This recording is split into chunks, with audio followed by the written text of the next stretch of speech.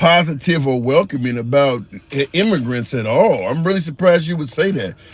If Trump Well, is talking about immigrants, it's negative. Period. I have not ever heard him say anything welcoming or positive or it just and he's not even. talking about immigrants, Tim. He's not talking about just immigrants. He's talking about the illegal immigrants. Yeah, he doesn't even talk about the legal ones or anything. If he is talking about immigrants, legal, illegal, you name it, it's a negative comment. He just doesn't seem very friendly. Right. Because remember, he's talking about getting rid of naturalized Americans, naturalized citizens as well. I mean, so he's not immigrant friendly. I disagree. We don't have to talk about the good. We should. We absolutely should. But the good know they're good. We know the good are good. What we're talking about is the bad. We're talking about cleanup. Mind you, and put you in this 100% perspective, that right now in America, we are on cleanup. This is cleanup duty. We're cleaning up all the shit from the government, from the border, from the illegals, from the gangs out of Mexico, from the gangs out of Argentina, from the gangs across the freaking world that are here trying to run our country. We are done with it.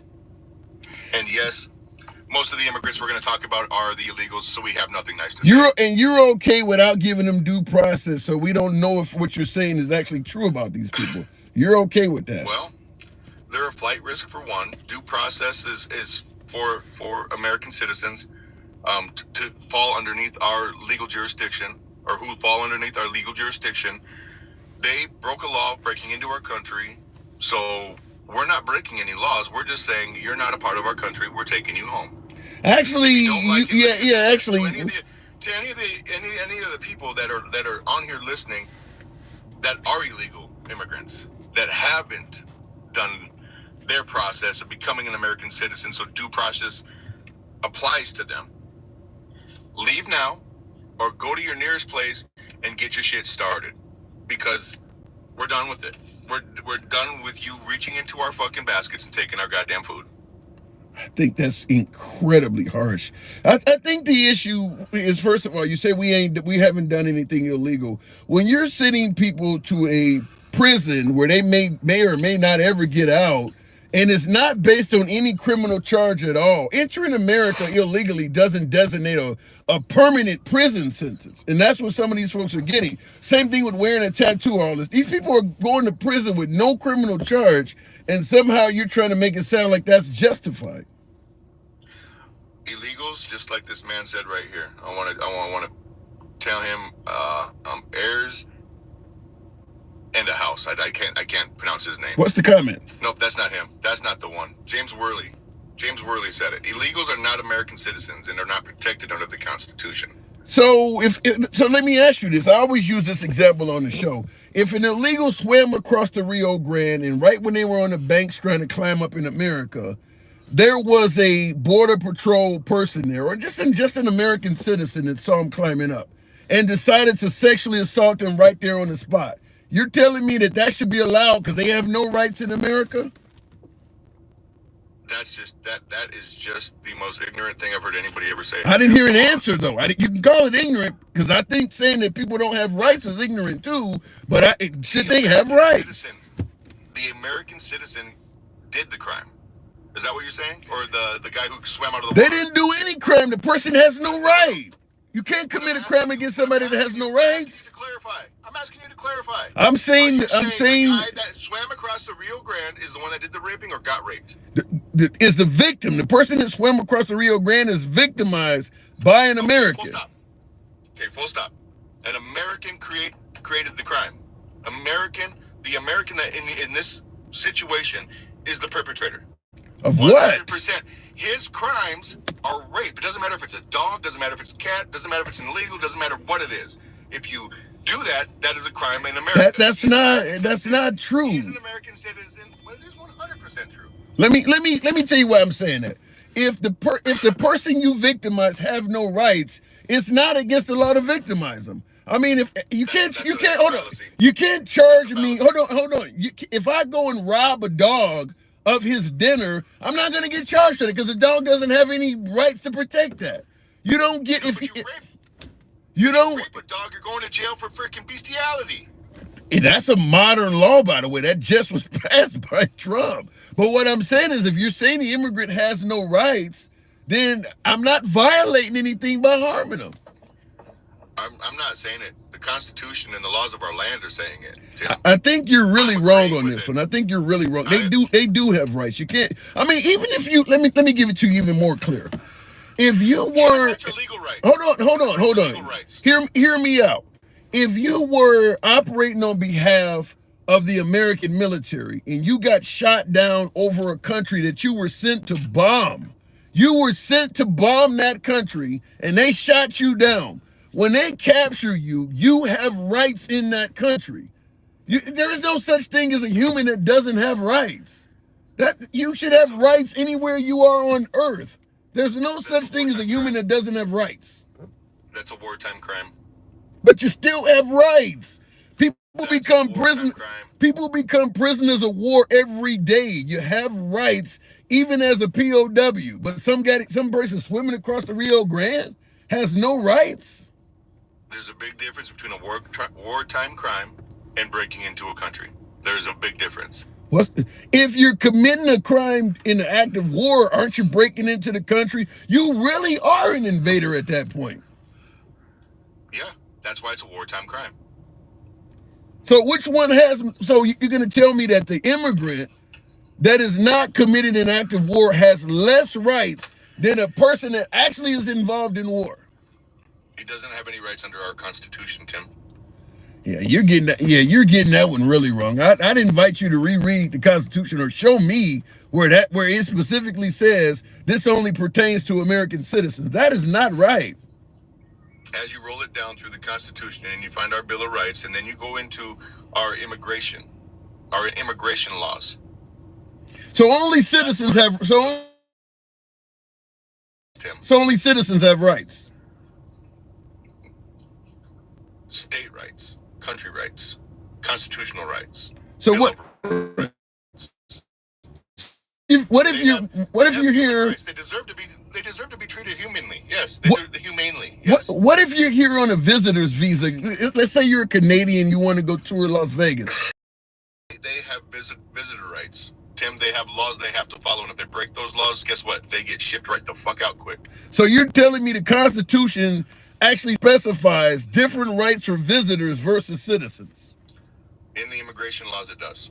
In the Bill of Rights, it does. We said the Constitution. Now you're talking about immigration laws. I talked about all of them. I said constitutional to immigration law to our Bill of Rights. All of those things matter in the situation when we're talking about illegal immigration, Tim. Now, if we're just talking about some Joe Blow that's with his family on a vacation, he's got all the same rights you do because he's here as a visitor. If somebody breaks into your house, you're going to treat them different than the guy you invited in. Even if the guy you invited in created drama, started a fight, and started breaking shit. The same way that the criminal did that came in without permission. You're going to, at that point, treat the one that came in invited the same as you would the criminal. You're going to prosecute him. You're going to hold him accountable for his actions, and you're going to send his ass out of your house. I would love sending him out of the house. I would love for you to send me what you got, because in the comments, Sheldon Walsh is saying, "I love it when Tim gets schooled. I think you hate your country, Tim." Do you feel me as somebody that hates America? Let me just explain you to everybody else. And me and you argue the way we argue because I think we have mutual respect for each other. Thank you. The thing is Tim, you do play devil's advocate a lot. You do play the what if button a lot. You do play the soft button a lot. And then sometimes you'll get these liberals up like that last lady, and you'll go a little bit further to the right. You come off the left a little bit and lean to the right to play devil's advocate for the right. I was called a fluffer. She said I was bending over and taking it up the ass for MAGA. No, I don't know why you didn't just be like, "Oh, sorry, my button slipped."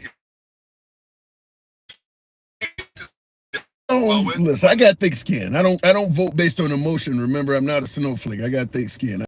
She has a right to speak on the program. So, and I don't vote down ballot either. Really? I voted Democrat when it came to our mayor race and our governor race. They were just better people. They had a better idea of what was going to happen in our state. Well, Sean Herbert on YouTube says you are a male Karen. Says it's so funny. I got to move it on though. Who's a male Karen? You or me? You. He's saying that you are. You know, with this, with your whole stance on transgender males and your daughter is her comfort and all of that. He's talking about you. He's sure he's talking about you with that statement. Talking about my daughter's comfort. We were talking about transgender rights and why it's a poison, why it's bad. Those things that I'm talking about. I saw people saying he's lying, he's lying, he's lying. 100%. That has never happened to my daughter in school. My daughter would whoop a fucking dude's ass for that shit. She wouldn't worry about it.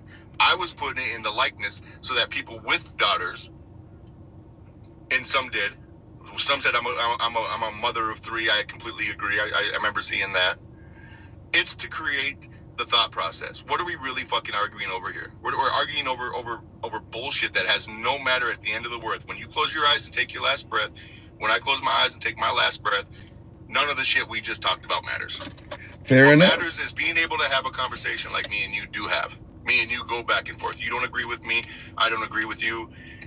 That's opposing opinions. That's different perspectives. If we can share that perspective with all these 474 people on your live right now, and they can learn to talk to the opposition a little bit better and understand a little bit more, you've created something on your platform that's worth having around. And that's why I keep coming back to your shows, Tim. And I guess, and I appreciate the support. I can't argue with that last point at all. DJ Julio, always a pleasure, man. Thank you. Yes, sir. All right. Moving on to the program. Call me sir. Wow. I've been called everything on the program today, so I'll take sir with a badge of honor. All right. Moving on with the program, though. We are talking about the fact that it is coming up on Trump's first 100 days. He's completed 3 months in office now. And we want to judge him. We can try to do it fairly. Join my team. I like it. By the way, share the live. Tap the screen, if you will. I don't normally ask you folks to share the live, but I believe it helps out the algorithm. So share the live if you will. And tap the screen. Certainly get us on up to about 60,000. THOU, 60,000. Tap the screen. We're talking about Trump coming up to his first 100 days. I mentioned earlier in the program, I'm a big News Nation fan. And Trump is going to be on News Nation next Wednesday. I certainly invite you to watch it. Chris Cuomo, formerly of CNN, Bill O'Reilly, formerly of Fox News, and Stephen A. Smith of ESPN are all going to interview Trump as he takes questions about his first 100 days. So that should be interesting. If you got time, 7 p.m. Central, 8 p.m. Eastern. I'm promoting News Nation for some fucking reason. I don't know why. But anyway, we're judging Trump. First 100 days. The 4 aspects of the Trump presidency I want to get your grades from. We'll start running this by the callers. Number 1, the economy. Judging Trump on how you believe he's handled and managed the economy so far. Only 3 months in, but a lot has happened. So number 1, the economy. Number 2, and thank you for those Robins there. I didn't see the name there, but we're going to talk about the border and immigration, border/immigration. Now, the border/immigration should be 2 separate topics, and I'm going to tell you this why. I think most Americans want a secure border. I think a lot of Americans agree with what Trump is doing on the border. Immigration is different. Going after somebody that's been here 20 years and they've been a fairly decent citizen in 20 years they were here, but they came illegally back in the 90s or in the 80s or in the early 2000s. I think the way Trump is handling immigration is going to get him far lower marks than the way he's handling the border. Because there's some real horror stories out there of people getting deported that most of the country believes should not have gotten deported. So the deportations is part of his immigration policies. The border is just simply securing the border, building a wall, maybe putting surveillance up or putting military at the border. So I do believe the border and immigration really should be 2 separate topics because, like I said, I think his grade on those 2 things are going to be different. But anyway, economy, the border, number 3 being war. Remember, I could end the war in 24 hours. I know what to do, hopefully getting Russia to back off from the Ukraine and then Israel and the Palestinians. So we're going to judge that. And last but not least, you see what I was speaking with my last caller, DJ Julio, on social issues. We talked about LGBTQ and trans, but there's more. There's pro-choice, pro-life crowd. This whole DEI, affirmative action stuff, all of that's considered social issues. So we're going to judge them on all of that. And last but not least, now this is just something to hash around. I brought it up when we first started the program. Tap the screen, get the likes up to 60,000 so I can take a caller. Tap the screen, give me a good minute of tapping there on TikTok. If you're on YouTube horizontal, YouTube vertical, feel free to smash that like button. But we also talked about the notion that some folks fear, particularly with the tariffs, that the U.S. dollar might get significantly weaker if we don't win the trade war with countries like China. I just want to ask you folks this, because all of us are not, highly educated in the term in regards to investments and financial concerns. Have any of you folks found yourself concerned that the American dollar might become significantly weaker due to some of the things that are going on right now? And I'm asking that from a standpoint of alternative investments. Have you thought about, putting money in gold or cryptocurrency or things like that? If you want to bring that up, because I'm quite interested in hearing more about stuff like Bitcoin and some of the things. If any of you folks are in that, I'd just like to hear a little bit more about it, because some folks do believe the U.S. dollar is on the decline, and some folks are running to other forms of investing, as I pointed out, gold or crypto. So we'll talk about that as well. Nevertheless, going back to the box, it appears you're being radicalized by Trump. Damn. Stay away from the orange Kool-Aid. It's very bad. How am I being radicalized, user? State your case in the comments. Radicalized. Yeesh. Who's got money to travel anyway? Big squeeze. A lot of people do. Everybody's not flat broke. Dincal. Good evening. Welcome to the program. What does that say? 88 double I. What does that mean there? Travel with Max. Dincal, good evening. Good evening. Good evening. I'm gonna go by the, like I always say, the letter grades, A, B, C, D, and F that we received in high school. I'm gonna give you these quick issues, and we'll tackle them in more detail. But just going to run them by you real quick. Economy. What letter grade would you give Trump so far? An F. The worst he could do, an F? Yes. Damn. Starting all of these trade wars with every country in the whole world, and not having a solid plan of how he wants it to end up it's unconscionable. And he's the first president ever to personally cause the downturn of an economy all by himself. Nothing inside the economy, not a housing crisis, nothing with anything. It's just him saying he wants to impose tariffs. That's an F. He has capitulated to China. He's running around talking about there's a deal. I've been talking. I ain't going to tell you who I've been talking to. Was it she? I ain't going to tell you. But we going to make a deal pretty soon. And China ain't said a word. He has lost that battle already by saying that his tariffs are too high. He lost the battle. Big Squeeze. So everything he's doing after that is capitulation. That's it. But Big Squeeze pushes back in the comments and says, how do you know he doesn't have a plan? It doesn't matter what his plan is if the other people that he's imposing this stuff on don't go along with it. China's not going along with his plan. If his plan, which I would like for that gentleman to articulate what he believes Trump's plan is, and I guarantee you he can't. Because in the beginning, it was supposed to have been, we're going to get these countries back for cheating us. Then it was, we're going to make everything equal. Then he came up with some crazy idea of all of these countries was treating us. And then we found out that whole thing was garbage.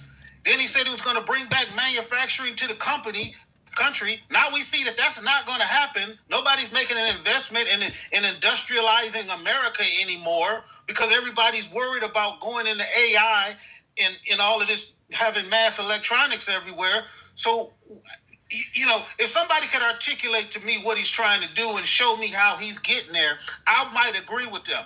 But nothing he said he was trying to accomplish is being accomplished. Yeah. So I just say F on that. Okay, and I something I can't. I understand where you're coming from. I guess the problem is he's claiming, and a lot of his supporters are claiming he's playing some kind of four-dimensional chess while everybody else is playing checkers. But I'm with you. It does seem to be more based on hope as opposed to some actual specified plan. So, and after, wow, that's that's really fucking bad. Let me go. Listen. If all of the largest company CEOs have to go into the White House and tell the man to his face, within a couple of weeks, you're going to have bare shelves across the United States with higher inflation. That's an indication that it's not working. Yeah. If it was working, he would have told them guys, "Don't worry, I got it. I'm gonna stay the course." But what did he do the next morning? He changed up his whole narrative. So that I'm not having these arguments going back and forth with these people. And ask the people that saying he's playing four-dimensional chess. Ask all of them their educational level in school. Well, you're right. The CEO of Lowe's and Target and Home Depot all did. You're right. They did go to the White House, or was it Mar-a-Lago? But they did talk to Trump, and they did suggest what you're saying is that the tariffs could lead to widespread inventory shortages and empty shelves. And obviously, that would look terrible for the Trump administration if suddenly you go in stores and it looks like the pandemic is happening. So he did make the change within 24 hours.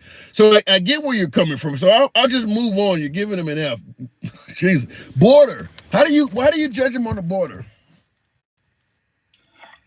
On the border, it's hard for me to grade him on the border because me and you have had this disagreement for the longest time about saying, could he fix the border? And we both agree, yes, you can fix anything if you break the law.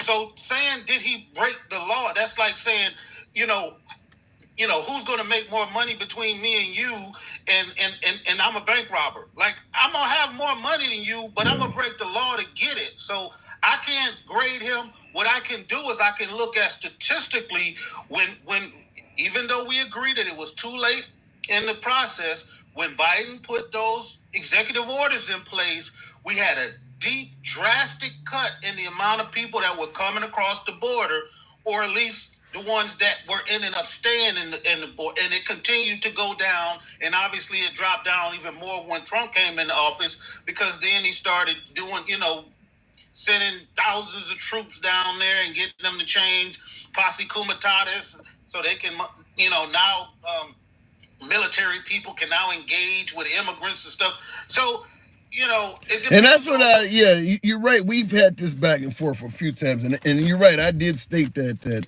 there was no way I thought Biden would ever be as good on border security as Trump, because you're right. I said that Trump it wants to secure the border so much that he'll break the law to do so. And now that he became president, he's kind of done that. He did exactly. If it's one place where I can say I was right, that's one, because I did say if Trump becomes president, he's going to be so good at securing the border because, he's willing to break the law to do so. And so maybe I'll give him a C. The only reason I give him a C is because that downward trend that was happening under Biden, he allowed that to continue and it got even better. So I'll give him all of this stuff about how he's achieving it, how, they want to kick up in churches and schools with that part of it. But yeah, if the question is, is the border more secure now? Yes. Yeah.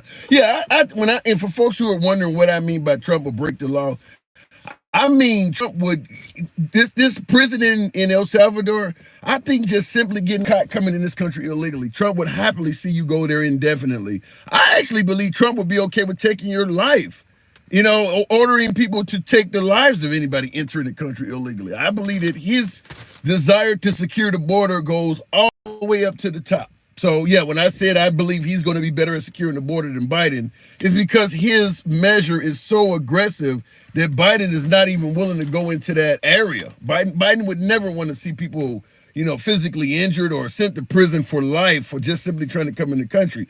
Trump and a lot of Trump supporters believe that's totally okay. So moving on, though, war. What is it good for, as the song would say? How do you, now Trump? If you gave him an F on the border, I already know where we're going. But since it's written down in the notes, I gotta ask. he promised to end the wars once he got elected. Obviously, the Ukraine-Russian war, he talked about doing it in 24 hours. What? Go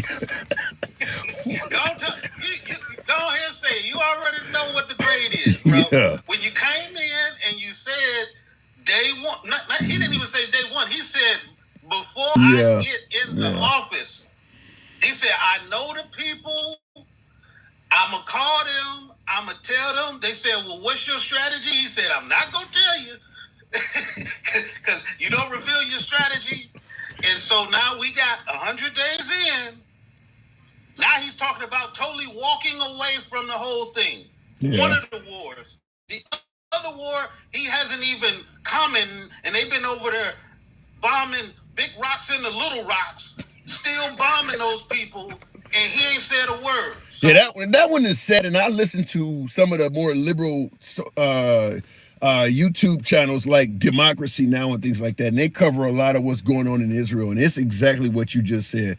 Bombing big rocks into little rocks. They are literally just rebombing rubble over and over again, where some of the folks are running to live in, you know, what might be the remains of a crater or the remains of a building, and then they just come back and bomb. I mean, they literally are bombing stuff like food trucks and ambulances and shit. So, I mean, if we really... Go ahead. What happened to his bottom line? I just want to stop the killing. I just want to stop. That's all they was going on. Like, even though we would make valid points about what he's not doing or doing, and they would say, well, he just wants to stop the killing. Now he's throwing his hands up in Russia saying, nobody won't listen to me like a big baby. Nobody's listening to me, so I'm just going to take my ball and go home. That's an F. Well, I mean, I do believe there's a possibility he wants to stop the killing, but he wants to stop the killing by doing nothing. I mean, like, he's suggesting that I mean, I'm just being honest with you. We're offering we're trying to intervene and stop the Ukraine-Russian war while offering nothing. They have neither one of the sides, Russia nor Ukraine, have any reason at all to listen to the pleas of America. We're not giving the Ukrainians anything. I disagree. I totally disagree. Tell me why. Because he is offering Russia everything they ever wanted in the whole deal and more. He's offering to normalize relationships and start normalizing trade and everything with Russia, taking all of the sanctions we have put on them. He is offering them everything they wanted and more. That's a good point. That's a good point. That's a good point. But I guess you're right about that. But at the end of the day, if America wipes its hands clean of that, Russia's going to get that stuff anyway. So it's not like America's offering. I mean, Russia's going to ultimately defeat the Ukraine if America backs out. So it's not that America's really offering it to them.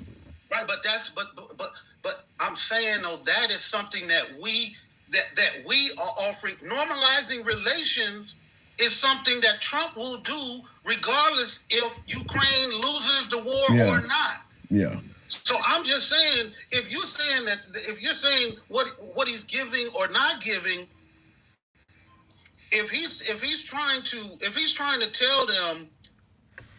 If he's giving away all his leverage, if he's telling Russia you gonna get everything you want anyway, so that's giving them everything and asking nothing. He said the other day, what is Russia offering? And he said not taking the whole country. That's what he's offering. Yeah. That's the whole reason. He definitely is no friend of Ukraine or Zelensky. I mean, I think that's pretty clear. Yeah, it's got to be crazy for Zelensky and the Ukrainians to see the difference in America going from Biden to Trump. I mean, you literally went from an ally to a hated enemy. I mean, America at this point might as well be an extension of Russia to the Ukrainians. I mean, we are. He told Putin the other day to stop the bombing while they're trying to get some peace. And then when he bombed the next day, Trump came back and said, "Stop it." Really? What? Really? What? Really? Stop it. That's what he said to Putin. Yeah, that's like walking out the door. Stop. Yes, but that's when I originally said we're offering nothing. I mean, in reality, Russia doesn't have any incentive to listen to Trump either. They're going to get what they want, unless Trump is making some kind of threat that if you don't stop, we're going to start helping the Ukraine, which he is not. I mean, we know you're not going to do anything to our adversary, so why should we listen? Why should we even listen to you? We can get the whole damn country. Exactly, and why should anybody say like he's trying to negotiate peace? He's not. He's trying to negotiate giving Russia everything they asked for. That's what he's negotiating. Yeah, he's not. Yeah, I agree with you 100%. He's not negotiating peace because one of the reasons Zelensky got into an argument when he came to the White House is because you're not going to offer us any security. So if this war ends and Russia starts attacking us 6 months down the line, you haven't promised to help us out or do anything. We'll be right where we started at. So why should we partake in what you're offering now if it comes with no guarantees or anything at all? So, yeah, he comes across as a. We kind of knew from the beginning when Putin put pictures of his naked wife all on state-sponsored TV. We already knew Putin didn't give a damn about what Trump was saying. No, he seems to be doing well under Trump. Last but not least, social issues. Obviously he's a pro-life president. He's anti-LGBTQ, no matter how they tell you that. He's anti-DEI. I think it's pretty clear, anti-affirmative action. How do you think he's doing on social issues? Well, there hasn't been much movement on the right to choose. I think once a lot of these states, these localities started having these special elections and kind of shooting down everything, I think they kind of slowed down on that. You haven't heard him talk much about getting rid of it altogether. So it's been a slow roll on that, I can't really say too much about that. His movement on LGBT issues has been significant. Yes, he has definitely had an impact, and he has alienated a certain group of people. He's probably prevented those 5 high school kids from participating against girls. He probably, about 6 or 7 of them. He probably got them, it prevented them from being able to play sports or whatever. But did you hear my last caller, DJ Julio, that suggested that they are interfering with the comfort of some students and things like that? Man, I listened to him, man, and his whole conversation was just dripping with emotions. That dude was on here about to cry about everything. Oh my goodness. He sounded like he might have been, coming close to admitting he was like a failure as a parent and stuff. Damn. Oh my God. Talking about how the kid, then when you don't, look, if I don't want you to say nothing about my mama, I ain't going to bring her up in a conversation. So you don't bring your kids into a conversation with 400 people online and expect somebody to not say something about them. Especially when you out here spouting these radical ideas about who is a woman and who is a man, and you got your own take on it, and we can ask 1,000 people and we might get 1,000 different answers to that same question. So regardless of what they are, they're human beings.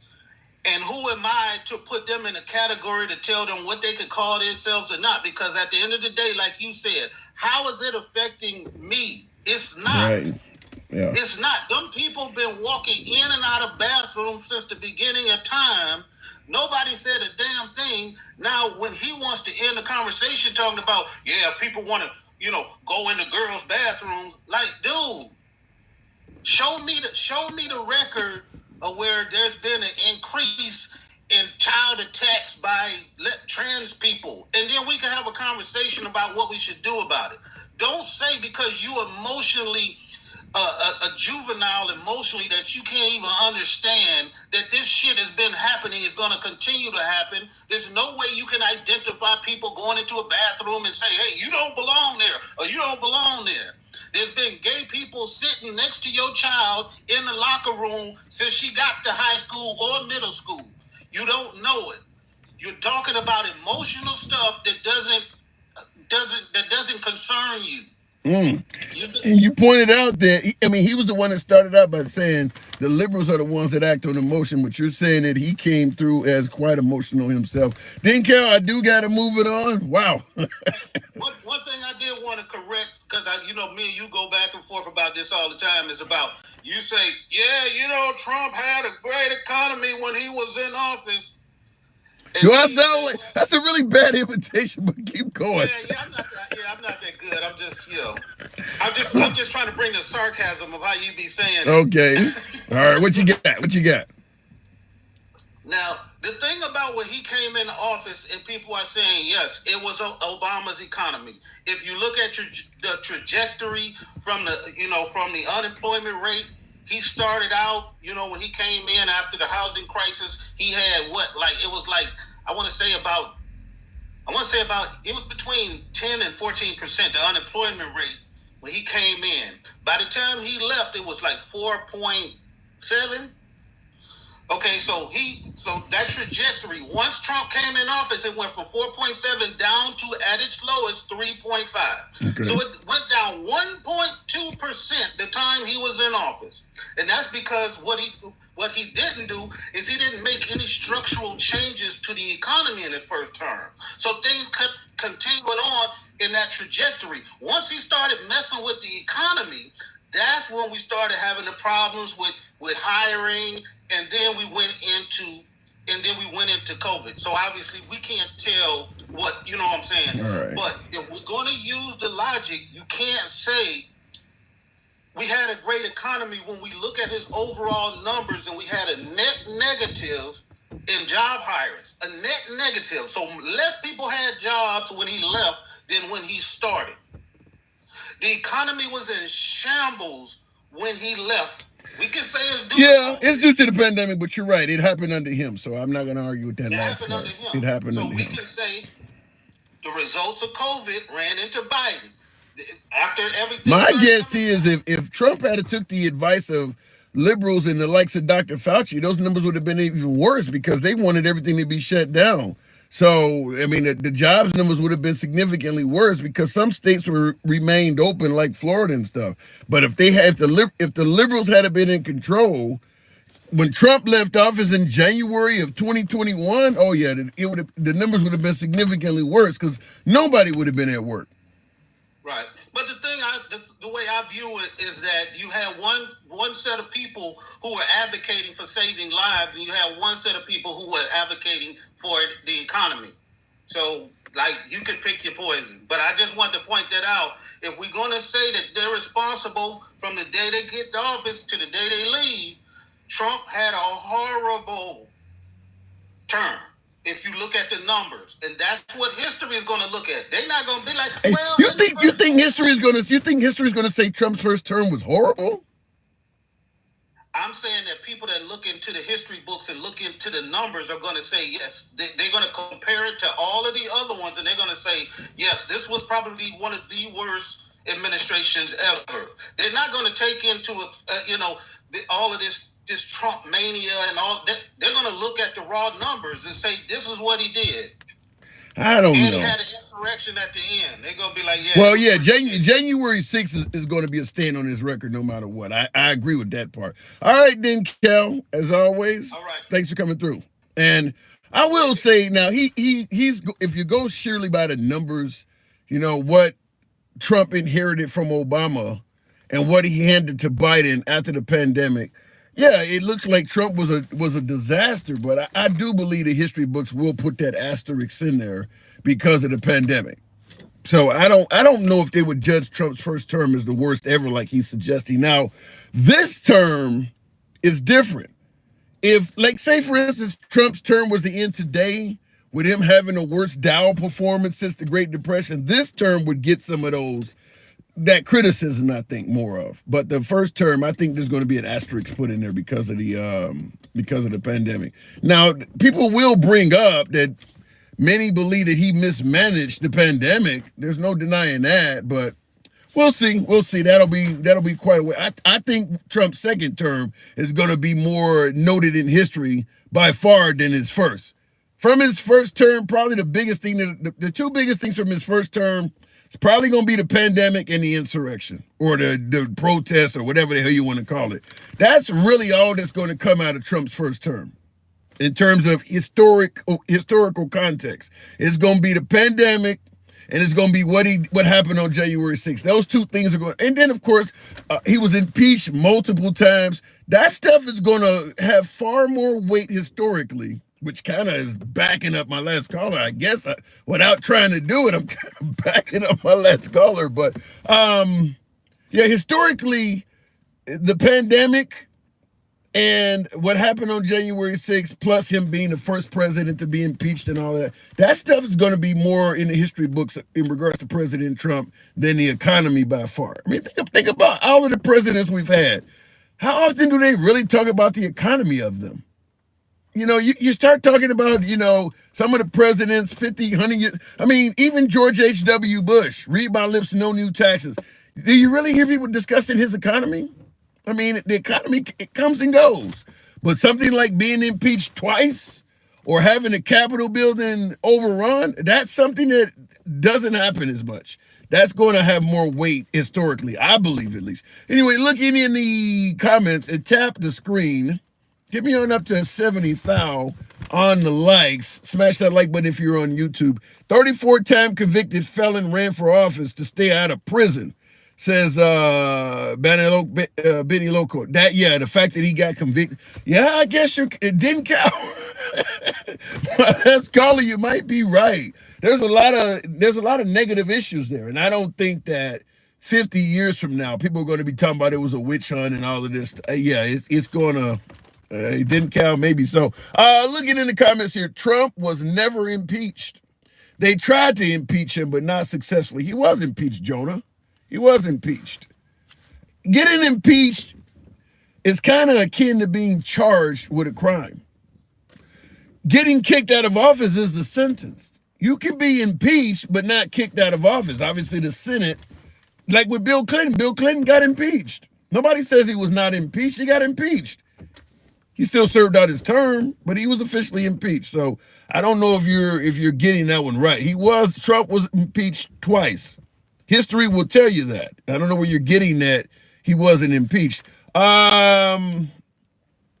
This is an interesting one. It says, you look and act like a sexually frustrated gay man. I don't block ban or censor. I mean, obviously that adds nothing to the show, but I did read the comment for the comical value. Let me go back to the box. We'll continue on with Nicole Gooden. Good evening, Nicole. Welcome to the program. Judging Trump, border, economy, war, social issues. We'll start out with the economy. What do you think Trump's doing on the economy? Is that laughter of happiness, tears of joy? He's taking us all to the poorhouse. What the fuck? Oh God, he's ruining our economy. He is absolutely. He is the dumbest fucking president we have ever had in our lives. What? And the fact that I had to listen to some of this shit that just came up before, it's ridiculous. What about you was talking? What about the wait and see approach? Is it possible, as some would suggest, that he is playing chess and people like you are playing checkers and you don't realize it? This motherfucker don't even know how to play chess. He don't know how to. Man, are you fucking kidding me? This is such a fucking joke. I feel like when I go out of the country, I'm so embarrassed to say I'm from America because this shit is ridiculous. Literally, people are laughing at us. They don't take us fucking serious. Do you see what they tweeting about him over there? He choked in China. Yeah, the tariff wars with China are not looking good, to say the least. I agree with that part. Nothing that he does looks good. That's the fucking problem. He has no plan. He has no brain. Everything. And then here's the other thing that I was tripping on. So Julio was saying about nothing that this man has ever done has been about unity. Never. But then they want everybody else to straighten up and talk right. But he opened up the door for all of this bullshit.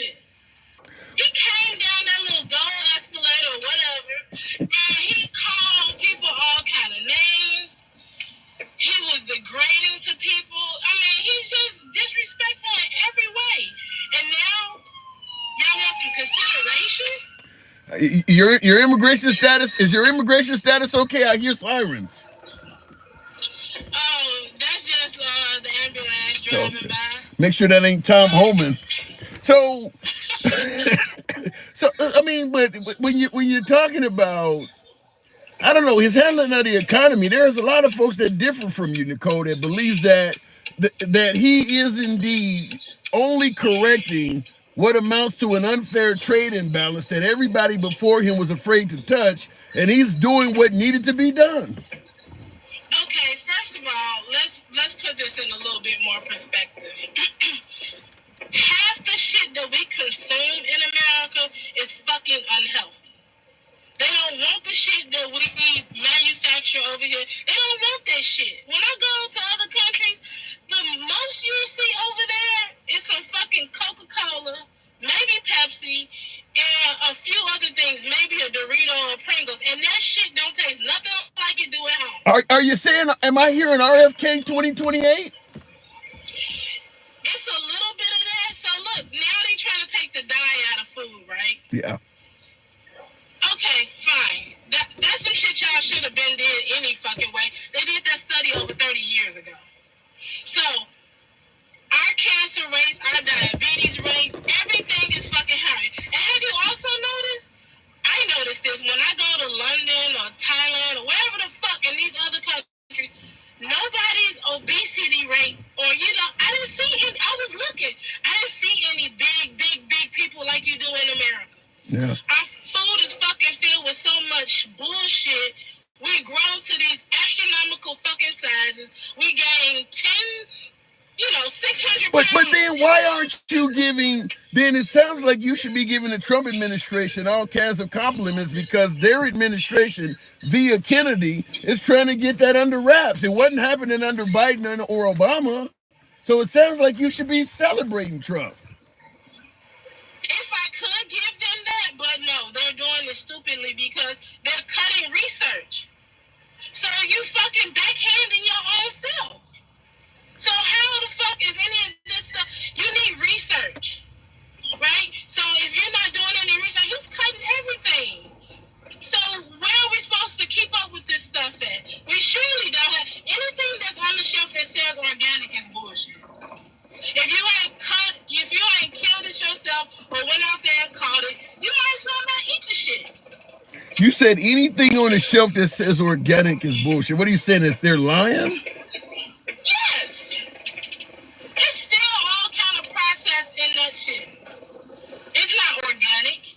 And because here's the other thing. Food doesn't have those colors that there's more dye. Like the meat and all that other kind of stuff. Fresh fish tastes nothing like the fish that we eat.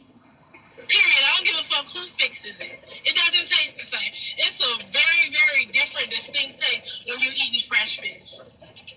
So no. But my other issue, which I could not understand, now all of a sudden Republicans don't believe in due process? Well, they believe in due process. They're suggesting if you enter this country illegally, you have no right to it.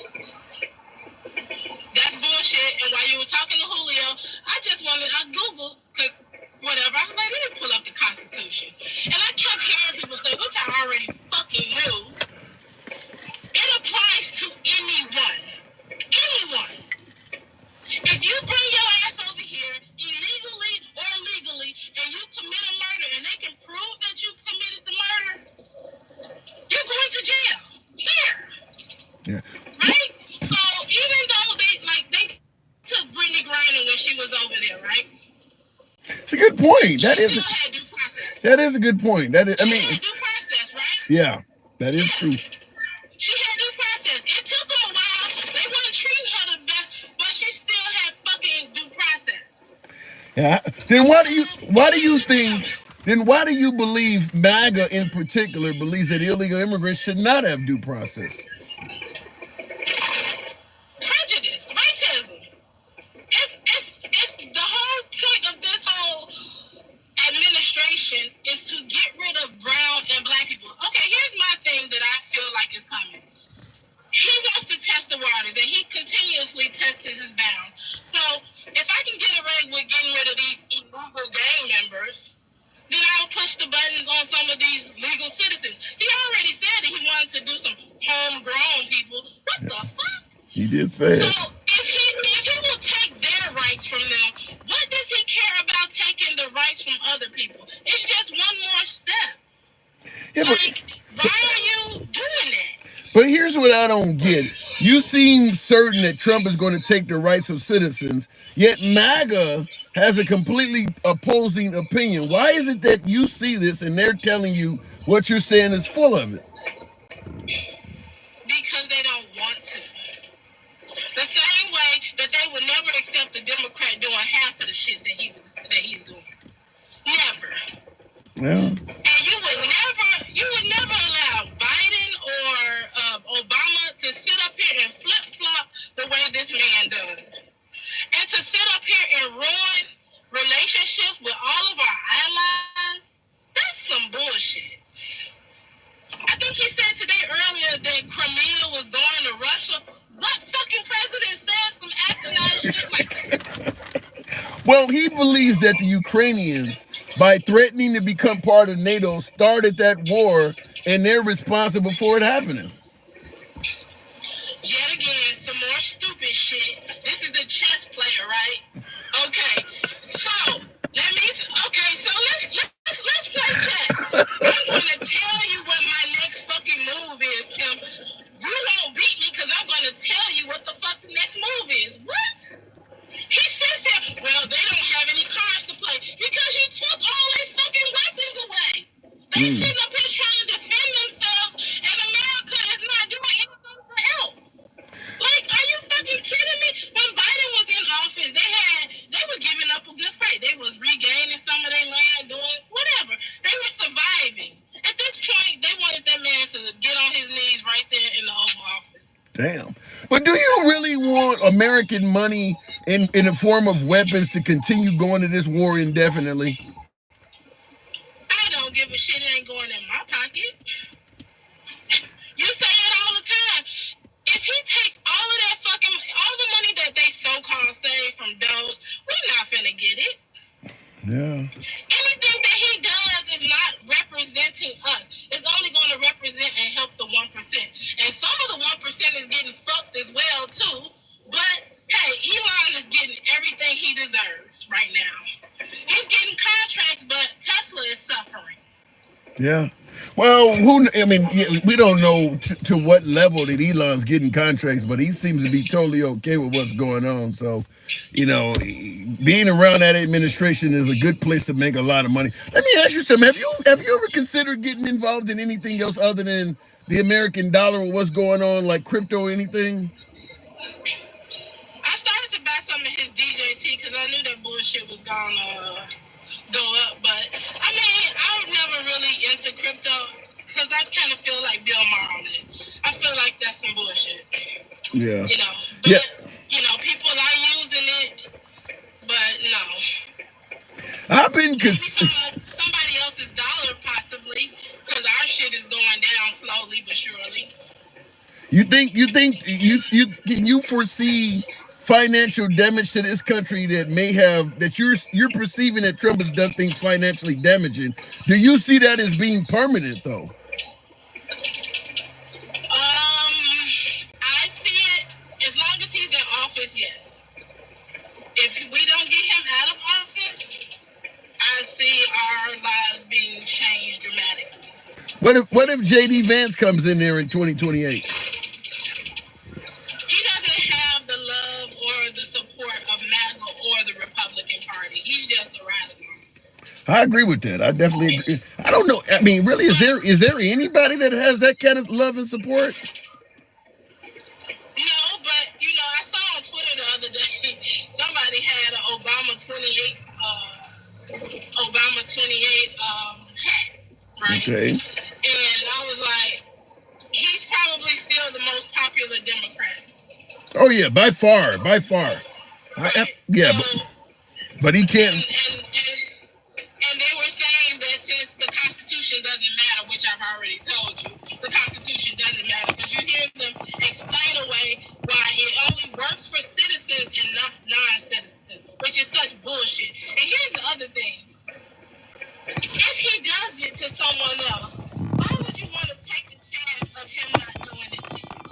That's a great question to ask. That's a really good question, but Like, they could snatch Julio ass up just because his name is Julio and send him over to El Salvador, and then what? oh my I'm God. just saying. We're not doing this diplomatically. Maybe you got a few tattoos too many, or this looks like some other bullshit. So we snatch you up and send your ass over there to El Salvador, and then we can't get you back. But your children, your daughter's here now. She's in the room with a bunch of gay people and trans, and now you can't protect her. So I mean, what the fuck? Like, I don't want to be like what? I don't see how you can sit there and say you don't want due process. I want to be able to fight my ticket. I Yeah. don't want you to just send me a bill and say, fuck it, you got to pay for it. I want to be able to contest some shit. And he did say it's not like we can give all these people trials. So he's already indicated there's too many people to give them all a trial or give them all a court case. So I got to move it on, though, Nicole. But that was funny as hell. So his daughter's sitting there I would with. love to hear his answer for that because, you know, if he's still on the show, please let me know what happens if they snatch your ass up because that's what I thought had happened anyway. All right. Appreciate it, Nicole. All right. Thanks. All right, moving on with the program. Oh my God, that was a dig at DJ Julio. I'm trying to get my YouTube horizontals. The camera's all acting up here. Continuing on though, then get more judges. Well, I don't think that it's a matter of judges. I think Trump, like anybody who is in power, you don't want to be. You don't want people to be trying to hold you accountable or or trying to have the ability to fight against you. Trump doesn't. I don't think Trump wants them to have due process, whether we could hire judges or give them all trials or not. I mean, the goal isn't to do that. The goal is not to give them that, because I do believe that if all of the folks that we sent to El Salvador, if all 300 plus of them that we sent down there to that prison were to get due process, you'd find out a lot of people are there that shouldn't be. It would be a lot of people. I think any court, even a court in a blood red Republican area, will probably come to the conclusion that a bunch of them folks do not belong down there. And here's what I don't get. Even if you believe that they're gang members in America, or one of the crimes they committed is entering this country illegally, or whatever the case may be, they haven't committed any crime in El Salvador. Why are they in prison in that country? They didn't commit any crime in that country. So why are they sitting in prison over there? Because we normally speak out against countries that wrongfully incarcerate people. That Bukele, the leader, the president of El Salvador, or prime minister, or whatever his title is, but Bukele he's locked up folks with no due process. I don't think any of the people in that prison have received due process. They're just driving down the street. If you got tattoos or look suspicious, they rounded people up. And America's buddy on television with a guy that does that to his own people? Make that make sense. We've always criticized folks that were against democracy. He clearly is not exercising democracy in his country, and we are deliberately sending people there to him to do to them as well. I don't understand it. We always been against that kind of stuff. The Constitution says people, not citizens, says Dennis Calhoun, and that is true. What'll end up happening? Probably. I think it did already happen. The Supreme Court has already ruled that they get due process. So I was going to say what'll end up happening is it'll go to the Supreme Court, and they will have to interpret whether the Constitution meant for folks to have due process or rights, even if they didn't have citizenship. But if I'm correct, that already has happened. And they've already told the Trump administration, you got to get these people due process. You can't just be sending people away based on their citizenship status.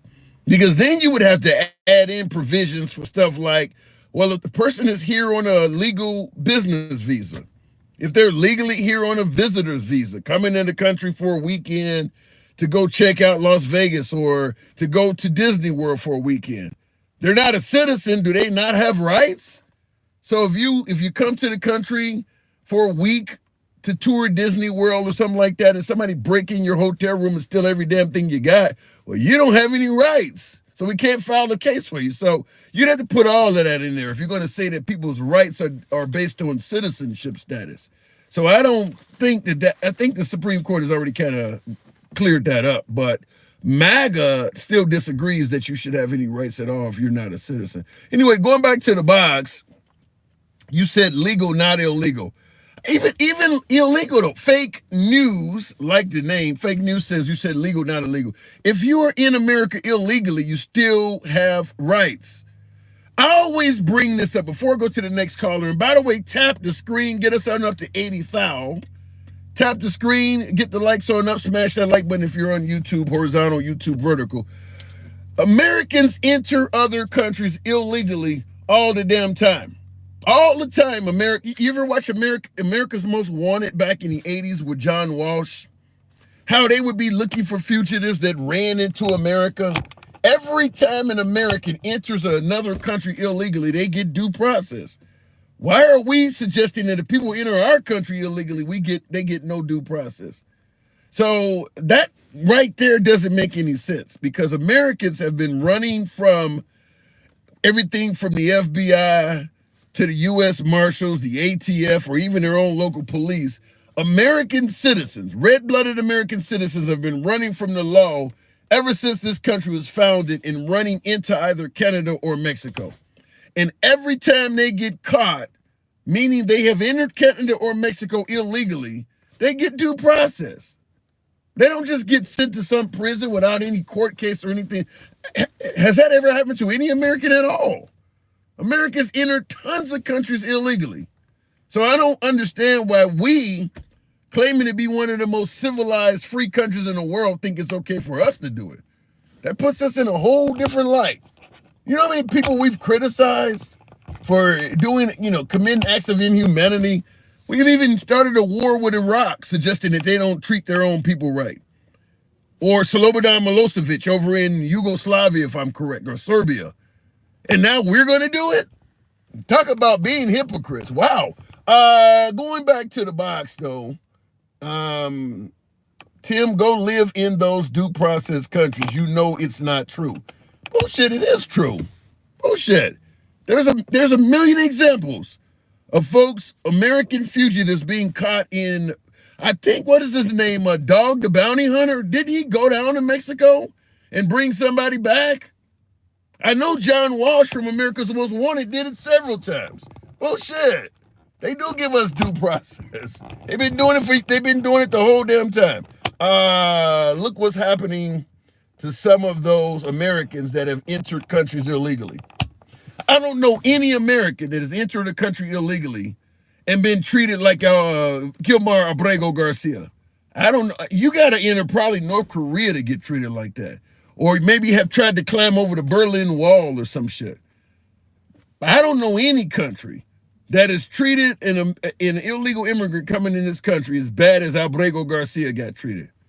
Sent to a maximum security prison that they treat you like that with an indefinite sentence.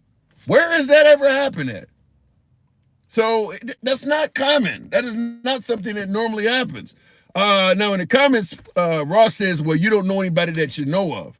And the same says TikTok Ref 3 says, look, have you ever heard of one? Americans have entered countries illegally since America was founded.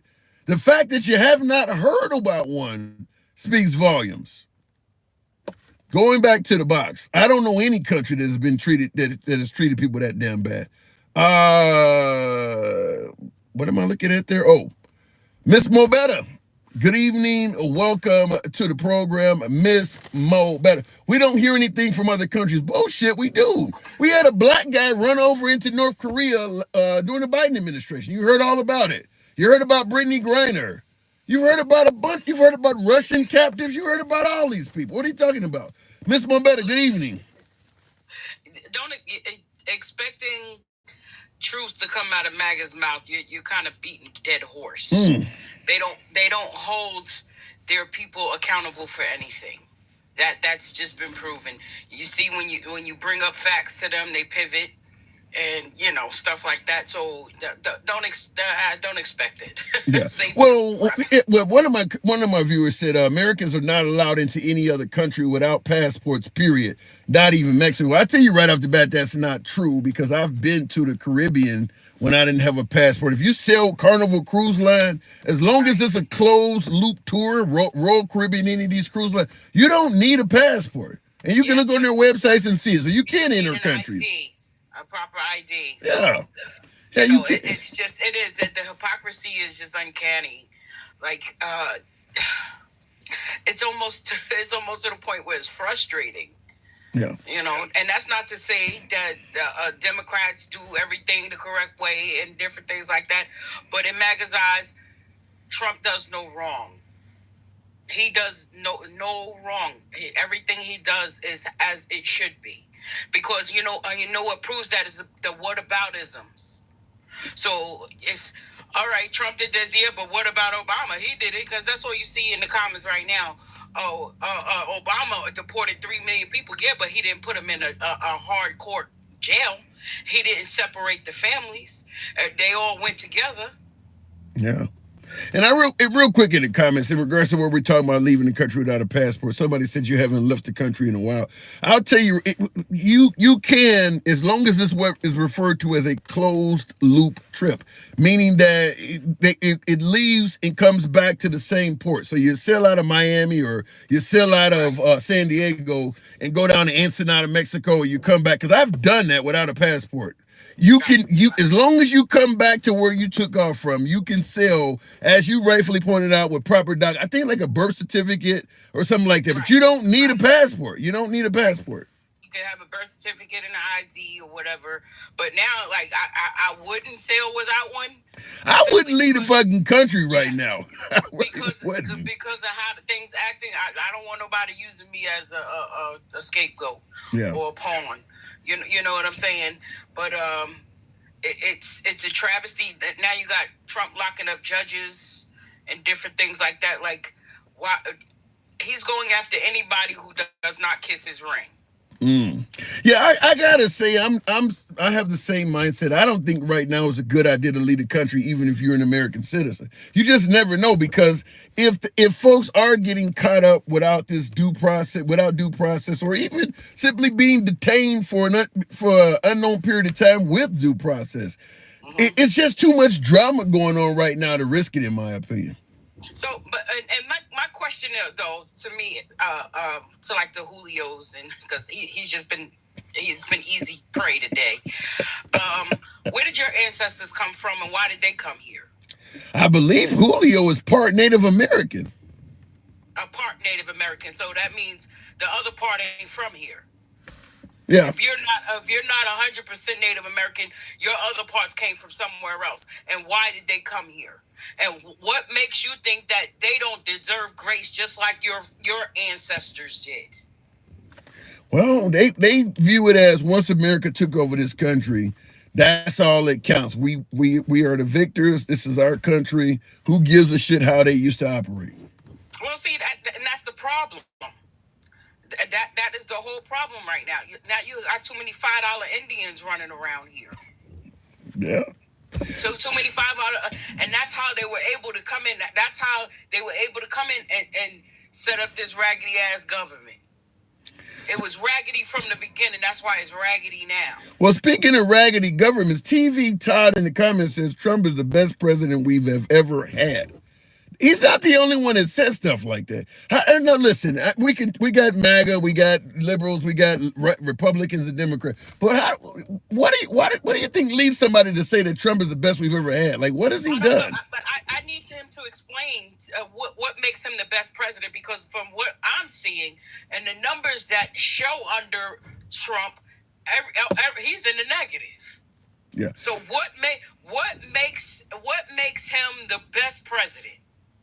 Because you know why they think like that? Because he gave them the battery to say what they've been feeling for so long. You don't like a certain demographic of people. You understand what I'm saying? So they want to be discriminative towards certain people, and Trump gave them that battery. You can go after LGBTQ people. We take away DEI and say that you were only hired because of your color of your skin. He gave them the battery to say asinine things like that. You know what I'm saying? So what are you He suggesting? demonizes people, and they feel the same way. That's how they've been felt. So what are you suggesting, that Trump, by electing Trump, we've kind of normalized hate or something? Oh, absolutely. They keep saying, "Oh, Obama was a divider." No, Obama was not a divider. You know what it is? It's the real racists of this country was so up in arms that they seen a black man running this country. They was like, "What in the hell is this country coming to?" And that's how most of them feel. I was told by most of them feel that way. And Malachi, if you don't know what a $5 Indian is, you need to go do your research. It's that there some white Europeans, they not even American, white Europeans went to the government and paid $5 to claim Indian status so they can claim eminent domain on this land. That's how a lot of this land and stuff was stolen from $5 Indians. Go read about it. So with the idea that, okay, because you mentioned Obama and you're suggesting that hate may have originated because we elected a black president. A lot of folks would suggest that shows that America is post-racial and has gotten over racism is because we elected a black president. Yeah, right. It's just because a lot of people, when Obama, a lot of people wasn't really into politics as strong, and the peoples that actually supported him came out in droves. That supported Obama came out in droves. So then once Trump ran, they came out in droves for him too. Because it wasn't that they was pro-Trump, they were just anti-Obama, just like with Biden. They did. Well, but I think, in Obama's case, I do believe there was more anti-Obama, but in Biden's case, people did believe he was screwing up on things and he didn't have, his cognitive abilities were just not there. I mean, you would admit there were some legitimate reasons to not like Biden, right? Well, Biden, he was declining. He was declining more physically than anything. Not. I think he had the mental capacity, but physically he was declining along with his age. He's up there in age. Yeah. You know what I mean? I wish he had stepped down a little earlier, because if he had Kamala would have really tore Trump's ass up. Well, you think Kamala Harris could actually beat Trump? And I see the comments. I absolutely believe so, because, like I said, she didn't lose by much when she lost to him. I see the comments. Once the numbers came out, she was 1.9% behind him. So you have to include the people that sat it out, that didn't vote or whatever, or voted independently or whatever. Trust me, she would have beat him. And I see in the comments, Black Boss is asking, his name is Black Boss, can you please have sensible people on your platform? So obviously someone's not a fan, but tell him to shut the fuck up. How about that? Sensible that. Sensible that. Go color something. Color, wow. Color something, because you whatever. But when you say that Kamala Harris, if she had enough time, my guess is if Biden had stepped down, let's say Biden kept what people believed he promised to do, be a one-term transitional president, I don't think Kamala Harris would have got the nomination, Ms. Mobetta. I think another liberal would have ran. She would have been running against other liberals, and we seen what happened when she did that last time. She did very bad. I agree. I agree that was possible. Absolutely, that another.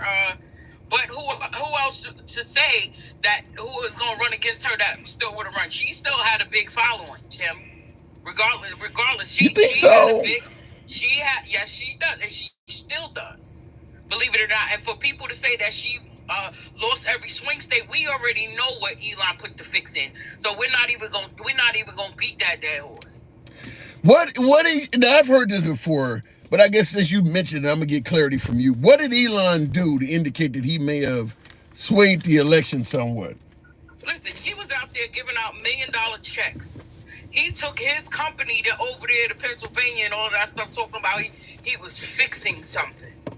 Come on, Tim. Well, how do you win the presidency when red and blue down the rest of the ticket. That's just, come on, that just don't work like that. That's not how that works. Well, to me, you almost sound like the Republicans talking about when they stopped counting votes and then in the morning he was losing. I mean, suspicion doesn't equate to cheating is the point I'm making. I haven't seen any proof that. Go ahead. No, I get. I get that. Okay. I get that part. But again, MAGA needs to come up with that too. At least we didn't go to try to start an insurrection. Yeah. Well, I heard that was a peaceful. I heard that was a peaceful protest. That was a love fest. Yeah, okay, love fest with all the people going to jail. If that's the case, no, they called it Antifa because. So my question again to MAGA: if that was Antifa, why did Trump pardon? Because there was a witch hunt. They were thrown in jail without due process. Some would say. That's what I heard. That's what I heard. All the shit that is coming out of their forehead. But shout out to my boo Mike in there. I'm gonna give him the rest of my time. All right, Miss Mobet, I appreciate you coming up. Thank you. Yep. All right, moving on. By the way, tap the screen, get the likes on up to about 85,000. They did not arrest Antifa. No, I have not heard of any Antifa being arrested in regards to January 6th. None. And I know some of the right was saying it was Antifa, it was Black Lives Matter and all this other crazy stuff. But no, I did not hear that. Obama couldn't run another term. The people did not come out to vote Trump in because of Obama. The people voted against Hillary Clinton. Okay, you're talking about the first. Okay, yeah, I agree with that. Obviously, Obama could not run a second term, and there was a lot of hatred, for lack of a better term. There's a lot of hatred towards Hillary Clinton, so I agree with that. That's what they do. They claim the left is doing something without evidence and use it to justify doing that BS. You're talking about January 6th. The blind leading the blind on this show, says Samuel Smith. Samuel, if you have TikTok, come on over to TikTok, the handsome liberal. I'll bring you right up. You can correct me all damn day. You know I don't block, ban, or censor. We're MAGA friendly. You don't have to have the same opinion as any damn body on this show. We're all about free speech. Left of Bernie Sanders to I'm having dinner with Q. We cover everything in between. So if you enjoy this type of dialogue, where everybody gets to speak and it's not a damn echo chamber with the host trying to dictate how you should think or talk, damn it, you're in the right place. Follow the program if you're on TikTok, a subscription on YouTube if you will. January 6th wasn't peaceful. Are people that delusional, says Bahamian Greek. Well, Trump says it was peaceful. Trump says January 6th was a love fest. So understand that. All right, going back to the box, we go to Mike. Good evening, Mike. Welcome to the, wait, what did I hit? Oh, Rich Homie Quan. That's a dead hip hop artist, ain't it? Some type of way. All right, it doesn't look like it's gonna bring him up. We'll keep it moving if it doesn't bring up. Did YK, the founder of BLM, took the money and bought mansions? You know, in regards to the whole notion that, and I'll give the box a time to reset, but the founders of BLM taking money and running, that happened. That absolutely did happen. That is corruption. Money donated to Black Lives Matter or whatever was taken and used for personal causes. I'm not here to argue that, but let's be clear. Black Lives Matter is a movement. It's not a foundation. So the money that was donated to BLM went to the BLM Foundation, and they used it for whatever. They should be charged with a crime and dealt with appropriately. But BLM, the movement, is people showing up to protest what they perceive as injustice. Just like I've been to Trump rallies, I've been to BLM gatherings as well. Nobody was raising money there at all. The folks that organized BLM, the foundation that collected money and spent it on themselves, the average person at a BLM gathering don't even know who the hell those people are. They don't collect money at BLM protests. They don't preach fascism or any of this other shit that's used to demonize the BLM movement. That's something else. It does not come up at any BLM gathering. They're talking about chokeholds and bad cops and shit. They're not talking about raising. Most of the people ain't got no money to give. So I'm not here to downplay that folks who claim to be the organizers of BLM took money, but that doesn't reflect at all on the average person at a BLM protest. Let's try it again and tap the screen. Get us up to 85,000 on the likes. Tap the screen, get the likes up. We will continue. I thought I saw Mike in there. He must have dropped. We'll go to Feli. Tim, you just rambles about bullshit. Just left his talking points with no sources.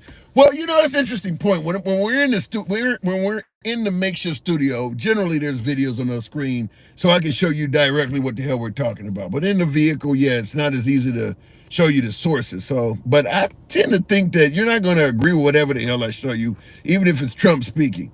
And I see in the comments, Truth Seeker says the same thing, that the left never has sources. You really believe all that shit Elon is saying about saving waste, fraud, and abuse? He ain't providing sources. You really believe all of that shit that came out about the 2020 election was stolen? They didn't provide sources. I still have yet to see Haitian migrants eating cats and damn dogs. So if you want sources, I'm just going to humbly, kindly ask that you be fucking persistent with it or consistent. Trump is giving you all kinds of shit you're running with without sources. But when the left does it, it's a cardinal sin. I haven't seen any of this shit. Sources, huh? We want sources now. Anyway, going back to the box. We'll continue on. Don't know what happened when I'm trying to bring up folks, but it's just not happening today. We'll try Mr. Walter. Let's see if it brings him up. Good evening, Mr. Walter. Can you hear? Hey, Tim. Yes. Yeah, I'm here. Can you hear me? Yeah. Apparently, I'm a little bit short on sources today. Of course, it's always the sources.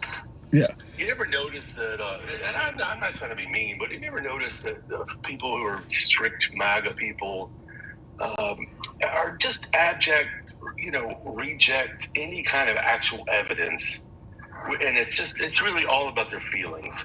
I mean, it's really just about their loyalty to this thing. I don't know what they think of the thing. I think half of them are just burning the libs. Half of them are fucking stupid. I really don't know, but they're not really able to condense and accept reality. I mean, it's disheartening, to put it in the mildest fashion. Well, I think the issue is the right, or at least MAGA, is heavily invested in Trump. So I think they will accept reality, but it has to be, for the most part, Trump's reality. Yeah, exactly. But I mean, even when it comes to rejecting the Constitution because Trump says this or that, they're fine with that. And it's just like, we talked a few months, since this thing's happened, about Trump being a dictator. You see where it's going.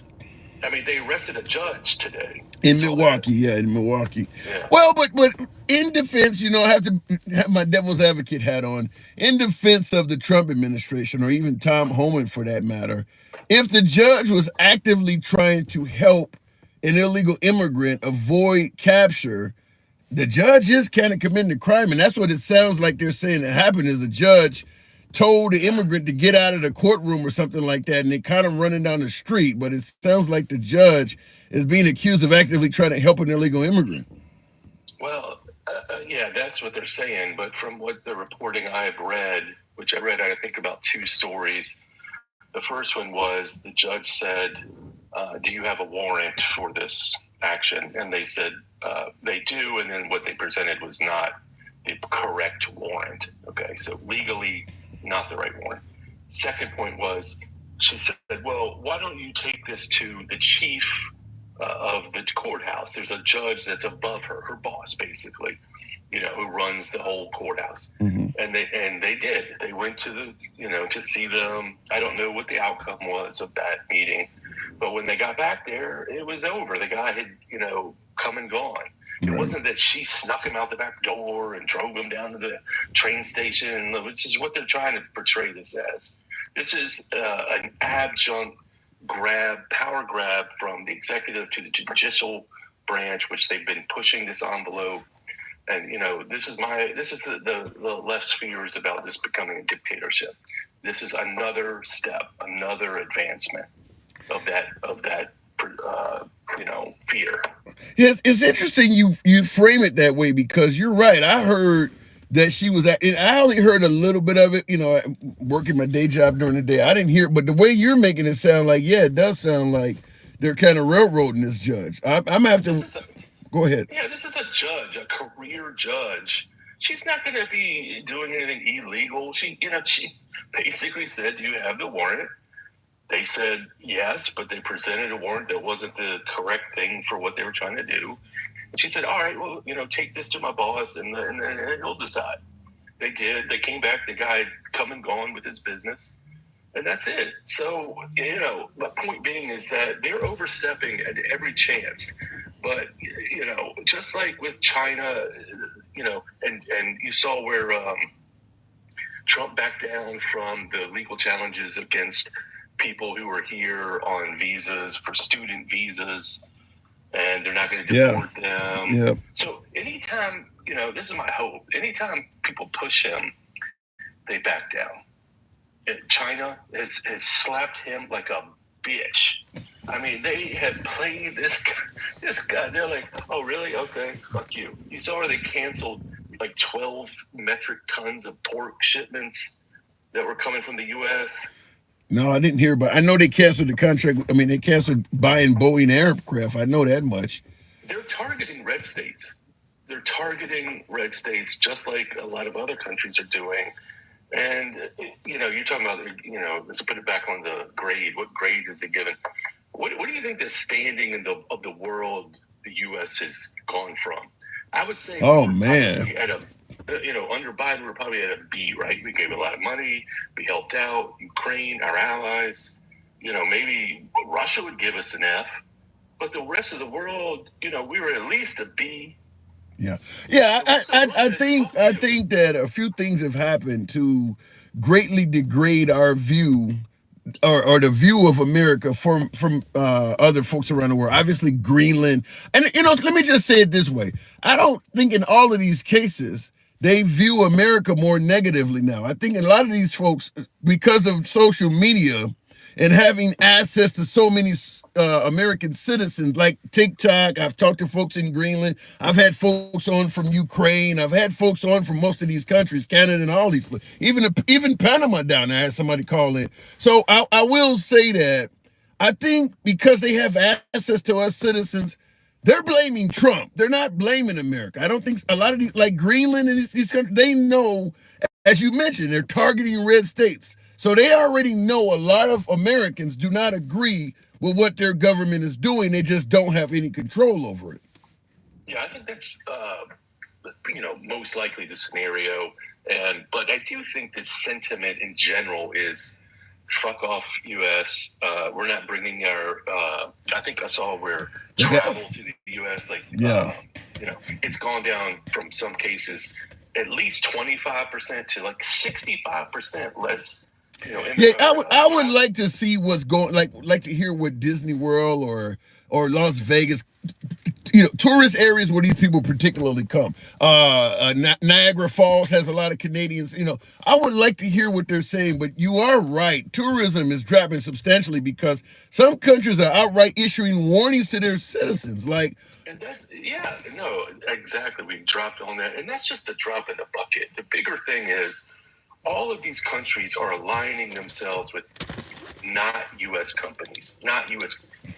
Business. They're moving their business to South America or wherever, and this is a domino. It has not even hit us yet. Even these tariffs haven't hit us yet. You come June, July, and you start seeing what the actual tariffs, start. The thing is that Trump's playing his checkers with these tariffs. The other countries have said, no, we're not fucking around, especially China. So, because I get every time we're having conversations like this, MAGA has a completely opposite, opposing view, and I want to ask you about this. Like Marlo Kohler in the comments says, take your anti-American socialist left globalist agenda down the road, bro. You all want to whittle the president down to allow cost or something like this. It's good luck, MAGA. Now, it's aimed at likely both of us, but why do you think that MAGA has such a favorable view, even with, the Dow performing, as they say, the worst since the Great Depression? Why do they see the light where folks like you see nothing but darkness?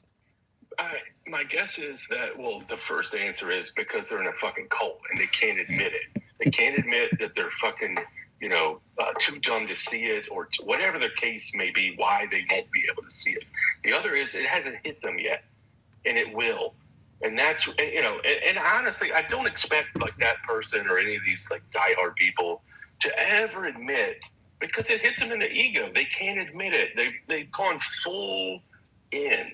They put all their chips in on Trump. And it takes, this is what I was going to try to get back to. The other thing is, I think a lot of these people have zero emotional intelligence. And that is a term, I don't know if you know this term, but it basically means to be able to assess situations for what it is. They're able to admit when they're wrong, assess when they're right. It's a thing that comes from a lot of factors, but a lot of it is education, having good parents, all that kind of thing. But so you're saying that MAGA is so locked into Trump that even if he does something that's wrong and they know it's wrong, they're not going to admit it. I mean, you've heard it tonight, have you not? Just based on the stock market alone, and that is directly correlated to Trump's tariffs. And if people say, well, that's not really the case, well, then why is he whiffle-waffling? I mean, he said it's going to be good for the country to put these tariffs, and then he puts it off, and then he feigns that he's going to put it back on. If it's good, it's good. If it's not, it's not. This guy is playing checkers. He is not playing chess. This is what happens when you hire incompetent people who are not smart enough to do their jobs. Pete Hegseth, the list goes on. Peter Navarro. I mean, this is where this is coming from. You heard about the screaming matches in the White House over the tariffs, and I mean, this is incompetence playing out. Somebody in the comments, I always point out the funny comments. Did I say that? And that's the person's name says he ate the checkers. He's not even playing the game. But being serious, is there any chance that these tariffs, it may actually be a wait and see game, as MAGA is suggesting, in that if the liberals just give him a chance, you'll see that what he's doing is great for all of us? So is it good to have them or not to have them? Because it changes it every day. That is a problem. Is that it's hard to tell people to wait and see when he ain't even waiting and seeing. He's making, like you said, what was it, Liberation Day, the day he imposed all these tariffs, started April 2nd, and it's not even May 2nd yet. And I think he's made like 15, 20 changes or something I last heard. I mean, he's constantly changing it. So how can you tell me to wait and see when he's not even waiting himself? Have you seen your 401k since this man got in office? Yeah. I assume you have a 401k. Yeah, it's yeah. He wouldn't talk about it. And how do you not give that an F, man? How do you not give that an F? Wait and see. Why won't he wait and see? Why won't he stick to something then? Because he's a paper tiger. This man is a paper tiger. He will give in at any opportunity that whatever makes him feel like he's going to go. Here's a good example. This shit with Russia, right? Okay. He's trying to make negotiations. Come on, Vlad. What are you doing? His stupid ass Truth Social posts. I mean, is this a way where we're conducting foreign policy now? And I mean, well, the thing is, Trump has always conducted everything from firings to world policy on social media. So that's been the way he's operated. So we're kind of used to that. Yeah. And where is he at with that?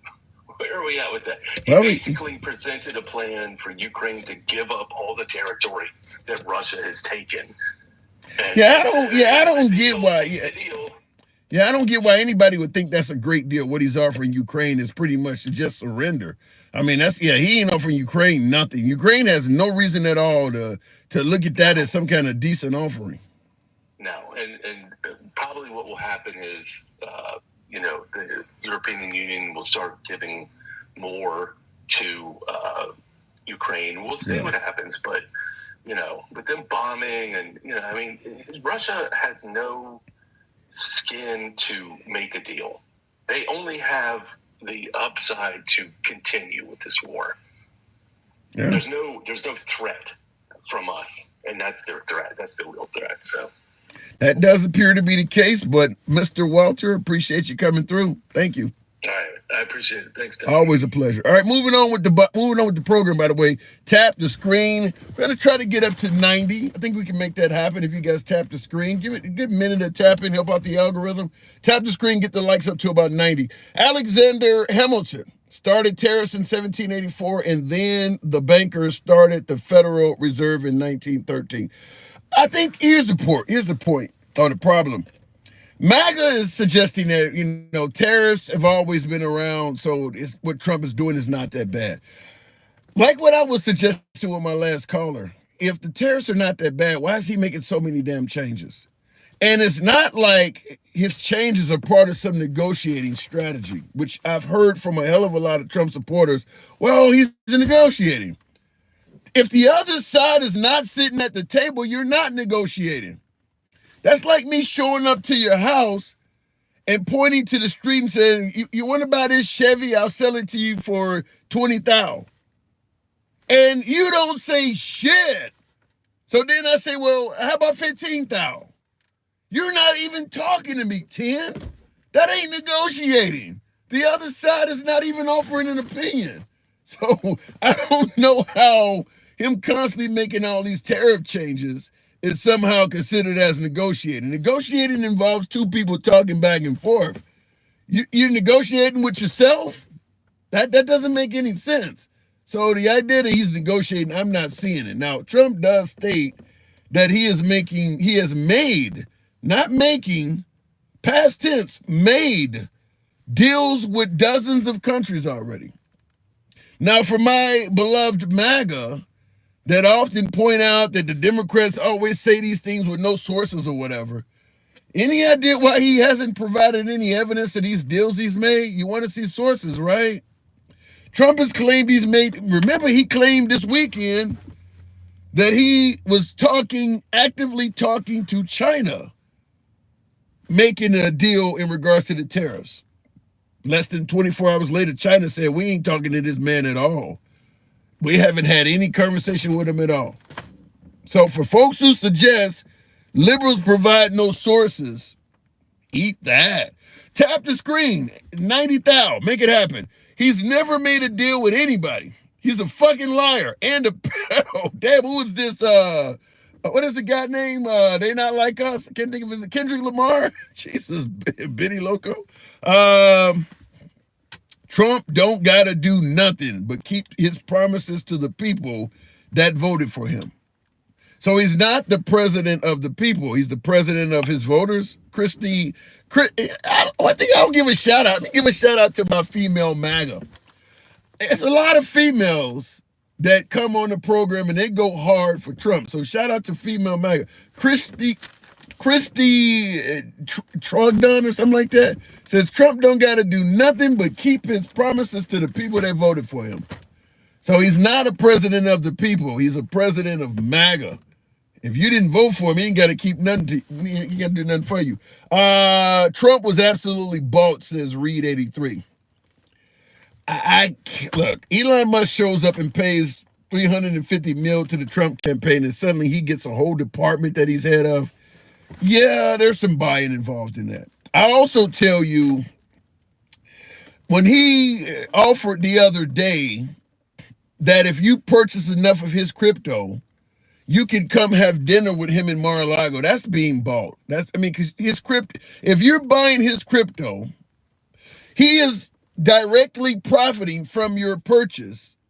And you're buying his crypto and you are directly receiving something, which is access to the president. Now, if somebody makes a huge donation, or better yet, makes a huge purchase of Trump's crypto, and then they get access to him, it's not just to hang out with him and eat some really nice food. They're going to be pushing shit, making suggestions, asking for certain policies that may benefit them, tax cuts and things like that, maybe some insider trader information. So it's a quid pro quo.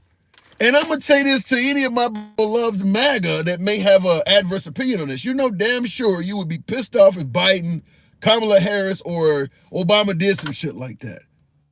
Give me some money and you can come have dinner with me. Incredibly wealthy business people who you know damn well are going to use that opportunity to try to get something done that they want to have done.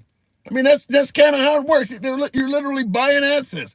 Whatever happened in regards to immigration, we're okay with immigrants, but you should stand in the line and come legally. These folks buying assets to Trump are literally skipping the line so that they can go meet him personally and propose whatever they want done. He's allowing them to pay to skip the line. This is why I say all the time that if for some reason Trump loses the midterms, they're going to impeach him again. Guaranteed.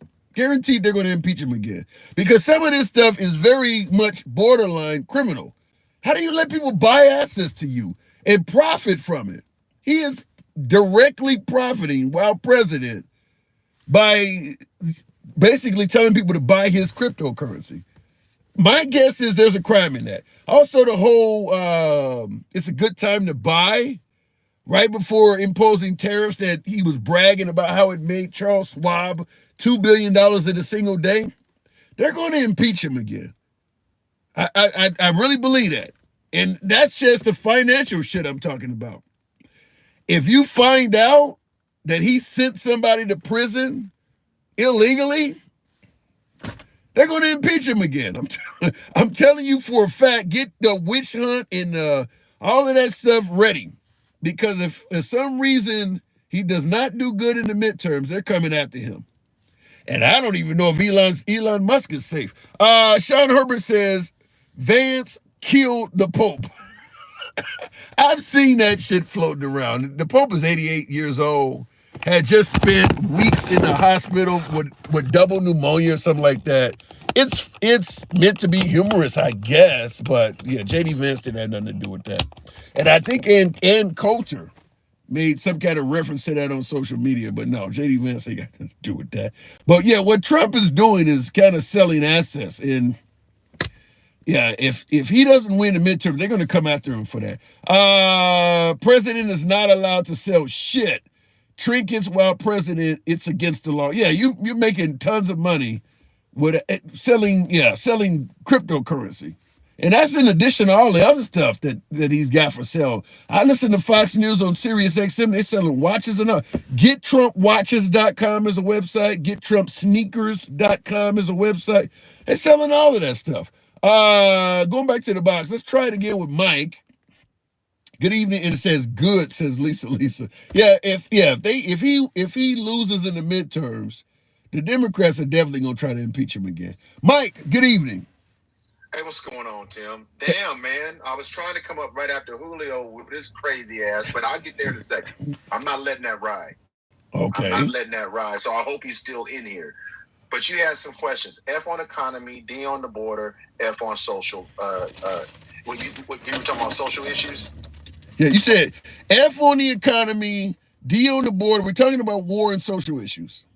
Yeah, F. On, as in Frank. On all of this shit. Only thing and you gave him a D on the border, really? D on the border. Denkel already explained to you why I can't give somebody credit for doing something the wrong way. And I'm being nice to giving him a D. Denkel already said it. But I want to get to. Go ahead. I just saw in the comments, Bandito says Trump will be doing jail time in El Salvador. I don't think that's going to happen. But you wanted to get to what? Couple things. Truth Seeker, because she was in the comments. She's been in the comments. Boy, your comments have been on fire today with these damn maggots. Truth Seeker, because she's talking about we care about due process now. What about J6ers? If they didn't get they can only get pardoned if they've been through the process. Truth seeker, you're not even thinking. If they didn't get processed, have due process, and get sentenced, they would have never been able to be pardoned. Great point. Just a quick thing. That's all. I mean, that's really easy to think. But let's get back to Julio, because Julio lives in South Dakota or North Dakota. South Dakota, right? I believe South, yes. Yeah, I believe South Dakota. He's so worried about transgender. He needs to be worried about all of the white men that are creating so much grape in the great state of South Dakota. Do you know South Dakota has a 55.8% grape percentage, higher than the U.S. average? Did you know that? They're 55.8%. The U.S. is 40%. Why is it so high? Huh? Well, you as Julio, who's so worried about something that's not happening, but in his great state, white men are graping, and 42.8% are underage. Are these Native American women? Well, I'm glad you brought up Native American women, because 42.8% are underage, but the next highest number of grapes next to white women are Native Americans. How about that? I've never heard in his state. All you got to do is go to DOHSD.gov. You'll get your information. What does DOHSD stand for? Department of what? That's South Dakota Department of. I'm gonna tell you right now, because you know what? I have the report open up right here in front of me, and I did that because Julio sent up here fear mongering, making it seem how somehow transgender is a problem, and he brings up his daughters, and he brings up all this stuff, and he just brought it up as a what if. It's not like it happened, and he's bringing God and religion and all this stuff as if somebody's trying to indoctrinate his daughter or children in South Dakota or children across the nation, but he's not looking at the stats right in his backyard. He needs to focus on them white men that are living right next door to him instead of looking for a transgender to blame. You heard what I said, looking. Because if he ran a stat to find out about transgender crimes or how many crimes they've committed, you're not going to find it, Tim. Yeah. Because it's not even a recordable stat. It's not even a recordable stat. No, well, there's transgender actually being caught sexually. It's just not happening, because it would be like Lincoln Riley. If they could catch a dude in drag or a transgender abusing somebody, he would be all over right-wing media. So the fact that they're not presenting cases to you show you it's not happening. Exactly. And 45.8% of grape victims in South Dakota are between the ages of 10 and 19. These aren't my stats, Tim. These are stats that are on his website. So while he's making up things, while he's making up shit to make an issue, he's not even looking in his own backyard to see the problem that he has. And he's half Native American. He don't even know what's going on with his own people in his own damn state. So stop all the fear mongering, because you don't know what you're talking about.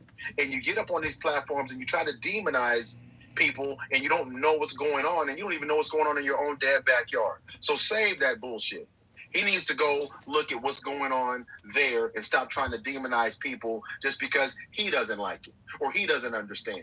And then trying to always bring his daughter. That's the second time he's done that, where he's brought his daughters into this conversation. It's the second time he's done that. And then he gets mad when somebody says something. Yeah, somebody said something. He really got upset. I saw that. He really, The last time he did it, he brought him up about AB. I don't know if you remember that. Yeah. See, I remember this stuff. He brought it up about AB, and he's being disingenuous, and he's putting this shit out there in the ether, but he's not even paying attention to what's going on in his own damn backyard. So if he wants to have a conversation about it, then bring it up and call somebody up, because I refute all that bullshit you putting out there, because it's nonsense. And we got to stop doing that, because you know what, Tim? 1 in 4 people from the trans community are victims of hate crime.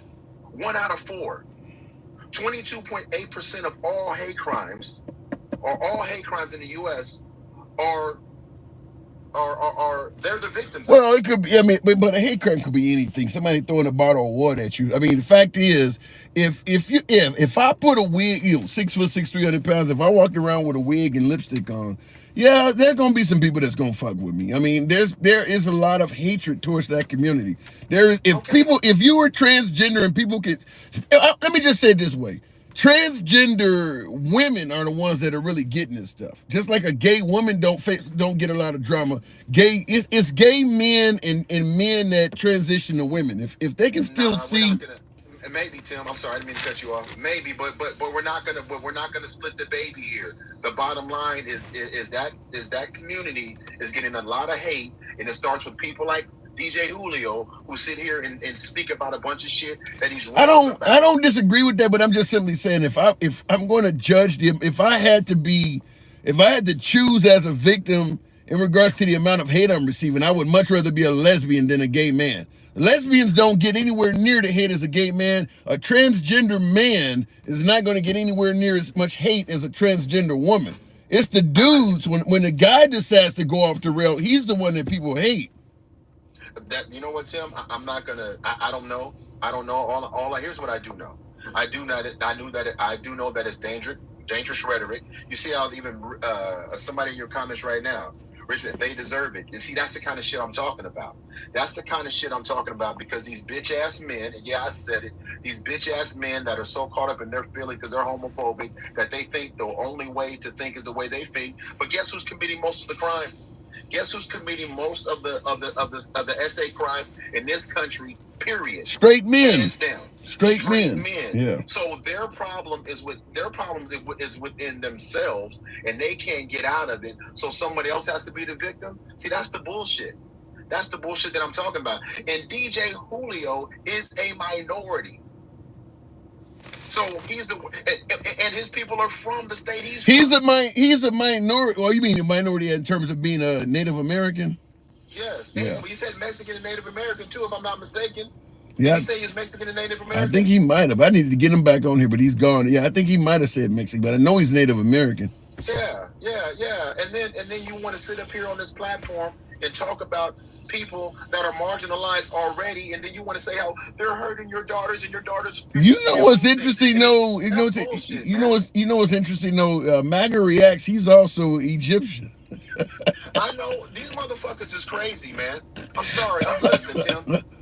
We have to. At the end of the day, I'm just talking stats. I'm talking facts, and we see it. We see it on the streets. You see it in the comments. You see it when they came up here. DJ Julio said nothing factual.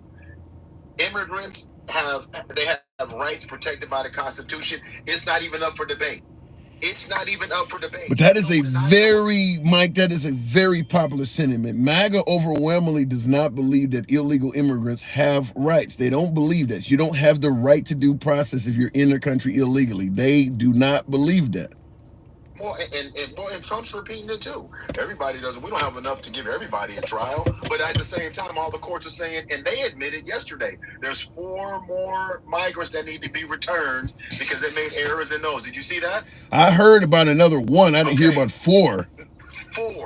4. Just look it up. I may have even sent it to you. 4. 2 of them were protected by a class action lawsuit that they won. And they weren't supposed to be deported and removed. They were part of a class action lawsuit. Wow. Look it up. But so listen. So that's fine. Now I told you a week ago. So far it's 5 or 6 that we know of. And I told you. What do you think about this? Because they don't arrest. I see in the comments Bandito you talking about the judge being arrested and was stupid. What do you think about the fact that they're now arresting judges that are working with these people? That's just going to backfire too. Listen, if you go after a judge, you better have all your I's dotted and T's crossed, because if you're wrong, you're fucked. Because the one thing she has on her side is the law. The one thing that she has on her side is her colleagues across the legal profession. They stick together. They're not going to sit idle. I don't know if they stick. I don't know if I agree with that. Okay, you watch what I tell you. Let me say this. If they stuck together. When Trump started going after those law firms that, took Hillary Clinton on as a client or whatever, those law firms are just doing their job. If they all stuck together, they would not have bowed down to Trump. The fact that you got whole big, well-known, well-established law firms bowing down to him, they ain't all sticking together. No, those are law firms, not judges. Not judges. I'm not talking about the lawyers. I'm talking about the judges. See, because they have a dollar. They did it for the money. Her colleagues are going to uphold the law. You think they're going to sit idle because they know it could be them next? You think they're going to sit by? And if she, listen, they better be right. They better be 100% right on this, or it's just gonna hurt. Yeah, but judges are elected oftentimes. So, well, I don't know. This is a federal judge, so well, no, I think it was a state judge that was in federal court. It was a county judge. I thought it was a county. Yeah, judge. they're elected. So if you go against MAGA, there's gonna be this overwhelming push to vote you out. They got to get there first, Tim. You listen. She's already been released on bond. Her attorney's already speaking out. This isn't going to take long for to backfire. They better have their ducks in a row. And up to this point, 100 days in, they have not shown that they got their damn ducks in a row. Well, Johnny in the comments says housing gang members as a judge is crazy work. Again, they're just reading it. Like I said, I'll tell you before. Let it all play out. I go by the body of work for the people that have done it. They have not shown that they got their shit together at all. You just got another advisor at the Pentagon under Hegseth that just left either today or last night. Yeah, his chief of staff. Yes, chief of staff. I mean, this is absolutely absurd. It just continues to manifest into this thing, and every day is something new. Every day there's a different take on this, and you continue to get Trump supported these cult members, and their cult members. I've been telling you that since we met. They're never going to change. I'm not worried about them. But what we all need to pay attention to is people like DJ Julio that comes up here fear mongering, saying things because he thinks somehow his daughter's going to see somebody else kissing, and now she's going to have a different change of heart, or sometimes she's going to see two men together. It doesn't work like that, Tim. I mean, what the hell are they talking about? Well, speaking of what they're talking about now, this just came in. I haven't heard it because I haven't. This judge in Milwaukee, according to one of the views, Yashi504, says Judge Kano was actually harboring a fugitive. His daughter was dating him. Bet you won't see that on the MSNBC. Bet you won't see that on the MSNBC caller. So he's saying that. Go ahead. No, he's saying that judge was actually harboring a fugitive. Okay, ask him his source. They said, "Get you won't see that on MSNBC." Ask him his source. Yeah. See, here's the thing, Tim. Because listen, the two things MAGA don't do is any reading or research. Those are two things they don't do because they argue points that aren't even. You shouldn't be arguing, right? We shouldn't still be talking about Garcia. It's been 3 or 4 courts that have said he needs to be back here. He wasn't deportable as with my air quotes.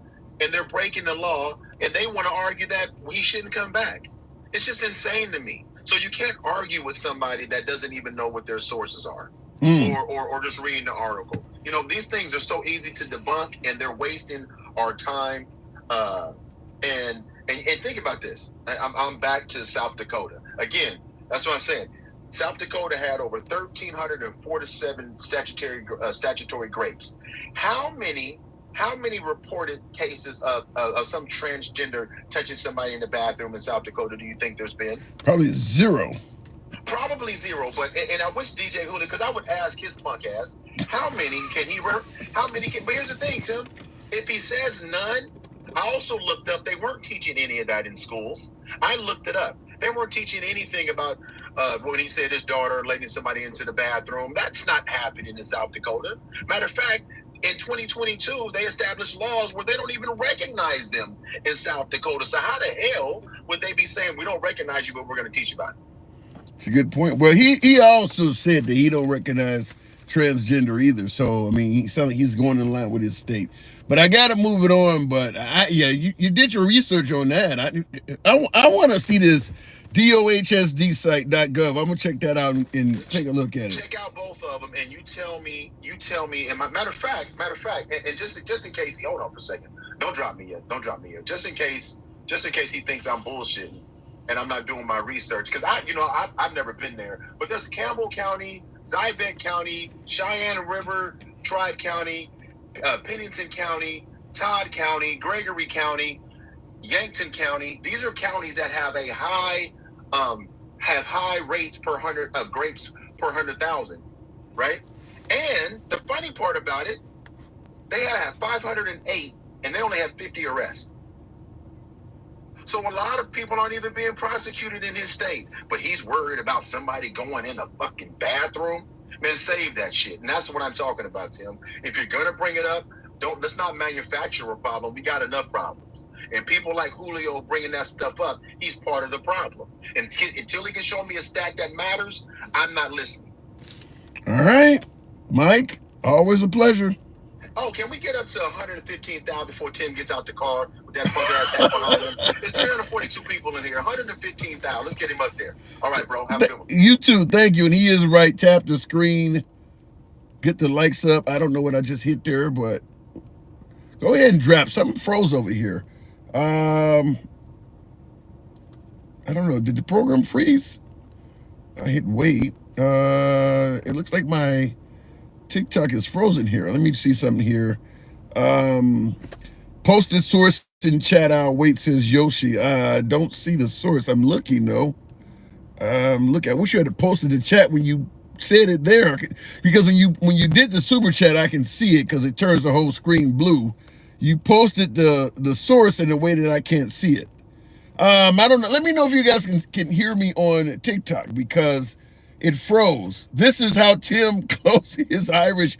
What does that say? This is how Tim does his Irish goodbye. No, alter ego, that's not what happened. The screen froze. But Yoshi was saying he posted the source, and I don't see it. Bandito says the CEO of Walmart, Target, and Home Depot are closing. CEO of Walmart, Target, and Home Depot are closing. Something's missing in your statement. Are you saying that those stores are closing? I know that they met with Trump and suggested that his tariffs could lead to empty shelves, and he backtracked on what he did, but I'm not aware of anything closing. I spelled out due process rights, but you didn't read it because you are retarded. Damn, Shane. Let me say something real quick before I go to the next caller. Folks, understand we are on 3 platforms right now. And normally we're on a 4th. Normally we're also on Clapper or Instagram. But when I'm in the vehicle, the dashboard only has so much space. So I got 3 devices aimed at me. We're on TikTok, we're on YouTube vertical, and YouTube horizontal. And there are comments screaming all over all of this shit. So it's never a case of me avoiding a comment. Even if you're saying fuck off, dude, if I see it, I'll often read it. But when you got 3 cameras aimed at you, you're engaged in conversation, you're trying to take notes and give folks some respect, comments kind of get by. Anybody who is absolute dying to have their comment read, do it in the form of a super chat. I'm not soliciting, but if you do it in the form of a super chat, it turns my screen colors a different color, and I'm guaranteed to read it. So for any of you folks that are sending super chats, your comment will always be read.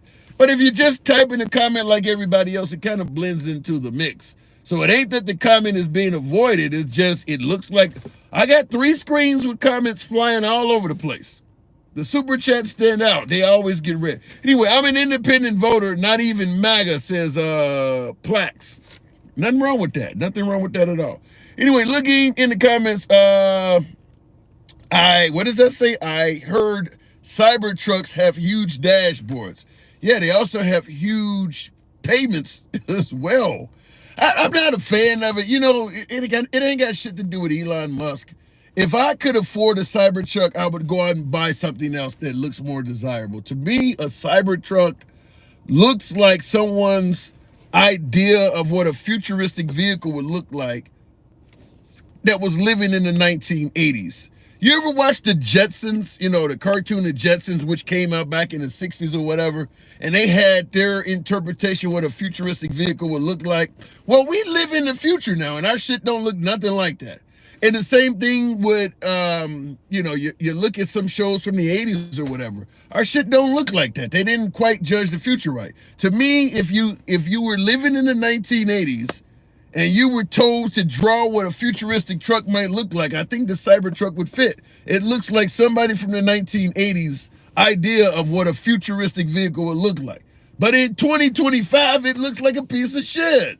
It does not look futuristic in 2025. But 1980, maybe so. Rivian cars look better, says Debo. Yeah, to me, the Tesla, the cars don't look bad. But that truck don't look like shit. Stevie D. Appreciate it, Stevie. Thank you. Thank you. But yeah, the trapezoid or whatever shape that damn thing is, it just doesn't look futuristic in 2025. It just doesn't. Now here's the case. Benny Loco says I can't CV 16 and there's no way I can read this now, but you're saying the case is available online. Read it. This is the case in regards to what, Benny Loco? And also, Bandito says, when is the last time Trump has mentioned Elon? It's a good point. I haven't heard him mention Elon in a while. He did mention that Elon was going to go back to his business not long ago. Fact is, operating with the Trump administration is not benefiting Elon in terms of his businesses because it's causing his businesses to get boycotted. So they're trying to probably let Elon Musk kind of back out of there because some of what he's done has backfired. If he had just paid the $350 million to Trump to get in there and he quietly did what he was there to do, whatever grift he's on, he probably could have successfully did it. But when he started firing people and literally ridiculing folks, he brought a lot of backlash on himself. And it's hurt his companies. It's hurting his company, particularly Tesla. Last time I heard, Tesla was down like 71%. 71% in a span of 3 fucking months. That's impressive. For a company that size to collapse by 71% in 3 months, that is impressive. It does take a bunch of awful actions to do something like that. The company would have to be ran by Epstein or P. Diddy to rival something that bad. Looking in the comments, everyone, what does it say here? One of my guests is saying something they don't like. Everyone who has dealt with Trump suffers. I'm assuming not everyone, but a lot of people do. A lot of people have. A lot of people have. Super 8. That is true that Trump continues to survive. Teflon Don, as he's known, but a lot of people that are dealing with him, from Rudolph Giuliani to Mike Lindell of My Pillow, his lawyer from the first term, Sidney Powell, all of the January 6 folks. I mean, yeah, even the January 6 folks, they got pardoned. They don't get all of the money they had to hire for lawyers. Alter ego, yeah, thank you. Appreciate the hat and mustache. They don't get any of that money back. So the January 6 folks suffered badly. Lost jobs and shit like that. Yeah, they suffered bad. Tim, I want to know what happened on your last YouTube and your last broadcast. You got up like your ass is on fire. Did immigration come to your door? LOL. Made you poo. I don't even remember what happened on my last broadcast, but no, immigration did not come up to my door, and maybe it was my ass being on fire. I don't remember. I can't remember.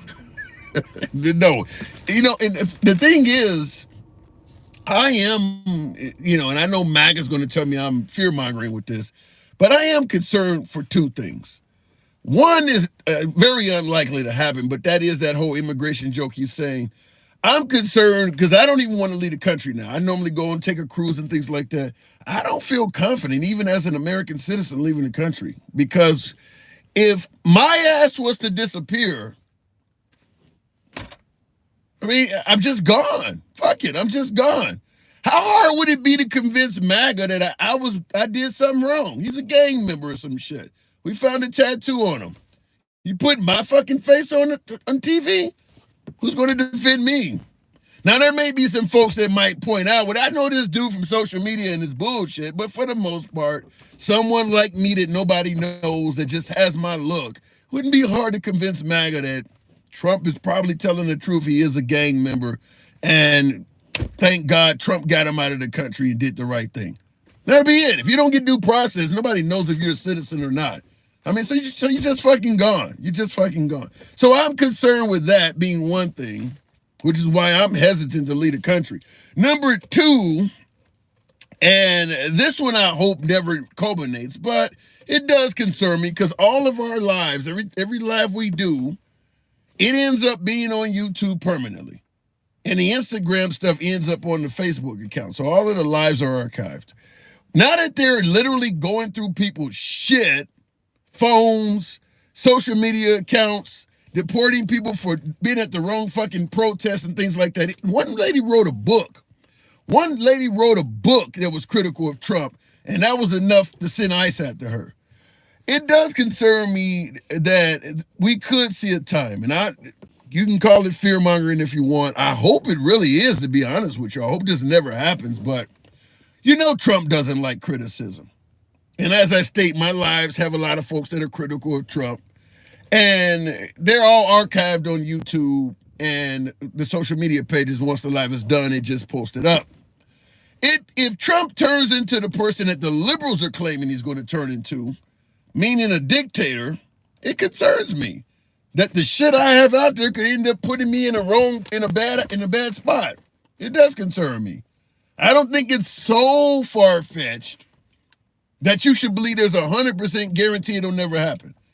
I don't think it's likely to happen, but the more time goes on and we're seeing more and more of the Trump administration, I'm slowly bending to the state of it's possible.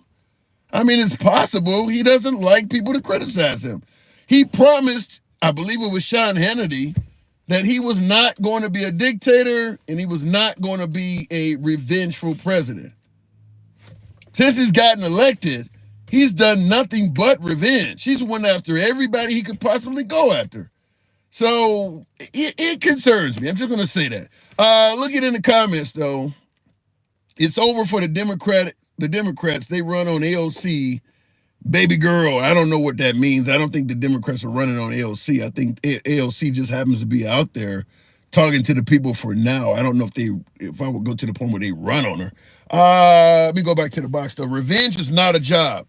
No, it's not. But if you're trying to do something different, revenge puts you in a position where you are more able to do it. If you start getting rid of opposition in an aggressive manner, it scares other people from opposing you. If all of a sudden social, content creators or civil rights activists and shit like that started going to prison and stuff like that, you're going to have a lot less people wanting to be a civil rights activist or a content creator. Let's say you heard that Sink. What is the guy named Sink from the Young Turks? You heard that Trump threw him in prison indefinitely. He's a very well-known content creator for the left, the Young Turks. That would make a lot of the other folks more hesitant to keep doing content. You don't need to get everybody, just a few of them. Enough of them to get the message out that if you fuck with me, there's a price to pay. That's how they kind of do it in the underworld, isn't it? Just like with the law firms, target one or two of them and the rest of them before you know it. My adversaries will have a hard time finding legal defense because we've shown that if you defend these people, we're going to come after you. It don't take much. It does not take much. I'm just telling you that. Hopefully he's not going down that path, but some of it does appear to be open to him if he wants to. I mean, it's not like anybody would believe at this point that the Republican members of Congress or the Republican members of the Senate are going to get in his way. Have you heard the Republican Senate or Congress really speak out against anything? I mean, he literally talks about sending homegrown criminals to El Salvador. Did you hear them say anything at all about that? I mean, that's clearly a violation of our laws. So I just want to point that out. If he wants to be a dictator, it's kind of open to him. At least some of it is. I mean, he's talking about getting rid of birthright citizenship. I believe that's part of the Constitution. Have you heard Congress say anything? So he could do it if he wanted to. We can talk about whether he's going to do it or not, but I think the door is kind of open right now if he wanted to. Looking in the comments, I don't know the law, but I read the judge's actions when they came to her court, says Chris. I have to look it up. Project 2025 is for real. Trump lied about knowing. The more things evolve, the more that looks true. I'll just leave it at that. Going back to the box, Michael, good evening. Welcome to the program, Mike. He's doing it now. Michael, good evening. Hi. Hey. How are you? I'm doing good. Good to have you on. What am I getting wrong tonight? Oh, thank you for allowing me to speak. I appreciate it. No I problem. was just gonna say what you were saying is right. Like I agree with you. Like I support the president, right? And I agree with what's going on. And I think that you're right. I think that he's been given the power to do what he wants. And he's also been given a mandate. So, like, he's already made all these promises with his agenda, and basically he's trying to find creative ways to solve these issues. So right now, since he does control 2/3 of the government, two branches out of the three branches, it really doesn't matter what the Supreme Court has to say because they're overruled. So I pretty much agree with you. For the next, at least the next couple years, he has the power to do whatever he wants to do. Okay, so since we agree on that part, let me ask you this. Let's talk about the man himself then. Do you think he's the kind of guy that might override that power and do something like that? I think he understands his limits. I think his last presidency showed him what the American people are capable of when they're when you push them to a point. And you know what? I do disagree about the citizenship part about traveling abroad, because I think if you do have an American passport and an American birth certificate, I think you're probably the safest person on the planet. So not if what happens if you have an American passport and they suggest it's fraudulent? As long as you have the American birth certificate or something, a social security card, I think you'll be a-okay. I don't think that anyone would charge a real American, with anything. I think that there isn't a country on this earth that would try to hurt an American. What? What? You heard about Brittany Griner? I did, but I'm not that familiar. And I did want to bring up about the SA part. The last two celebrities to be accused of SA are Shannon Sharp and Odell Beckham Jr. And I forgot there was another famous dark comedian that I'm unfamiliar with their name, and they were the last celebrities to be charged with SA.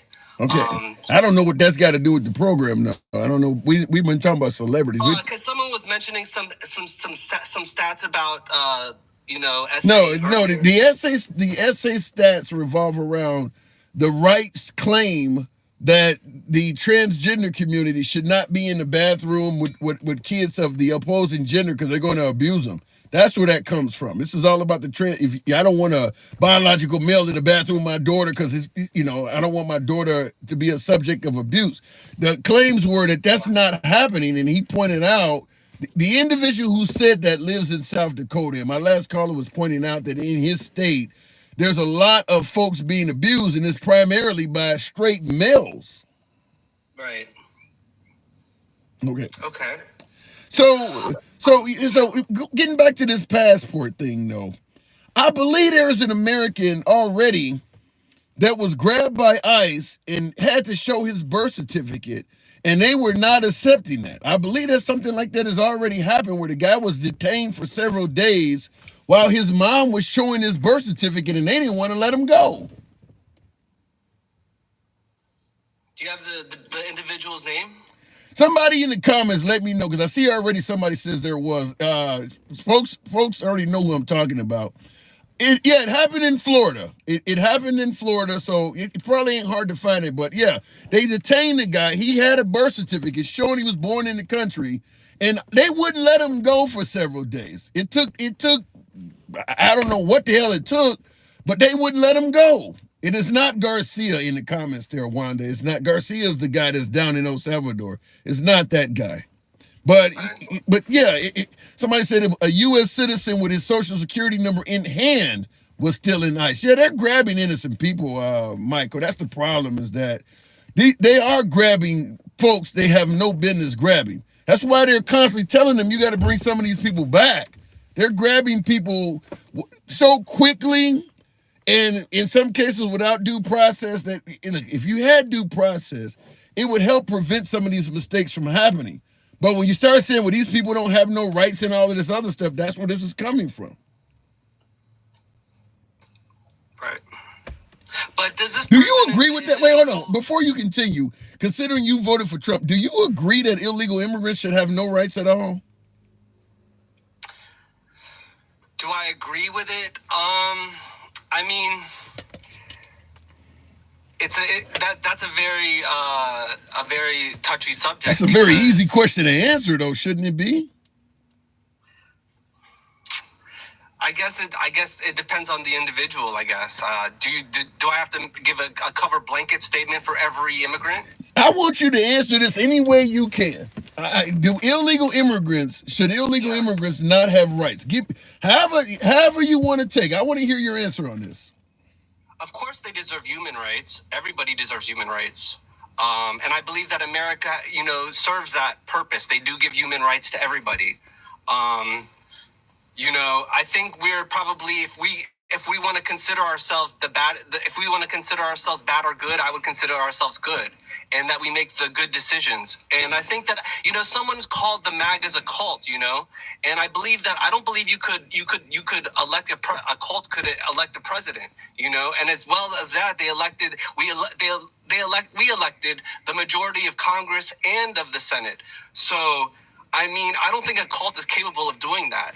So why would you not? I mean, a cult would be the perfect group to do it because they all act as one. They're going to do whatever the guy tells them. I mean, cults can put together a pastor. We've heard of Jim Jones. I mean, they would be the perfect people to elect a president because they're going to do whatever he says, no matter what. Whereas a traditional president has got to do things to actually earn the vote.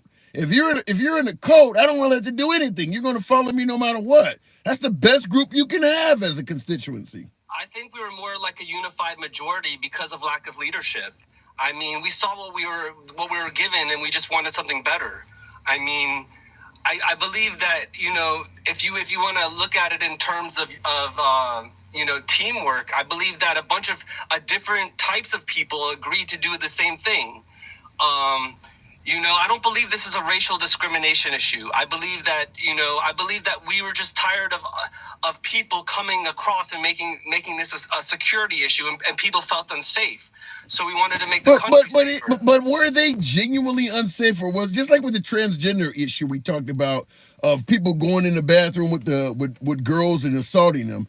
Is it something that's really happening? Or is it that people just have this feeling based on something else? Like you're talking about people didn't feel like they were safe with the border.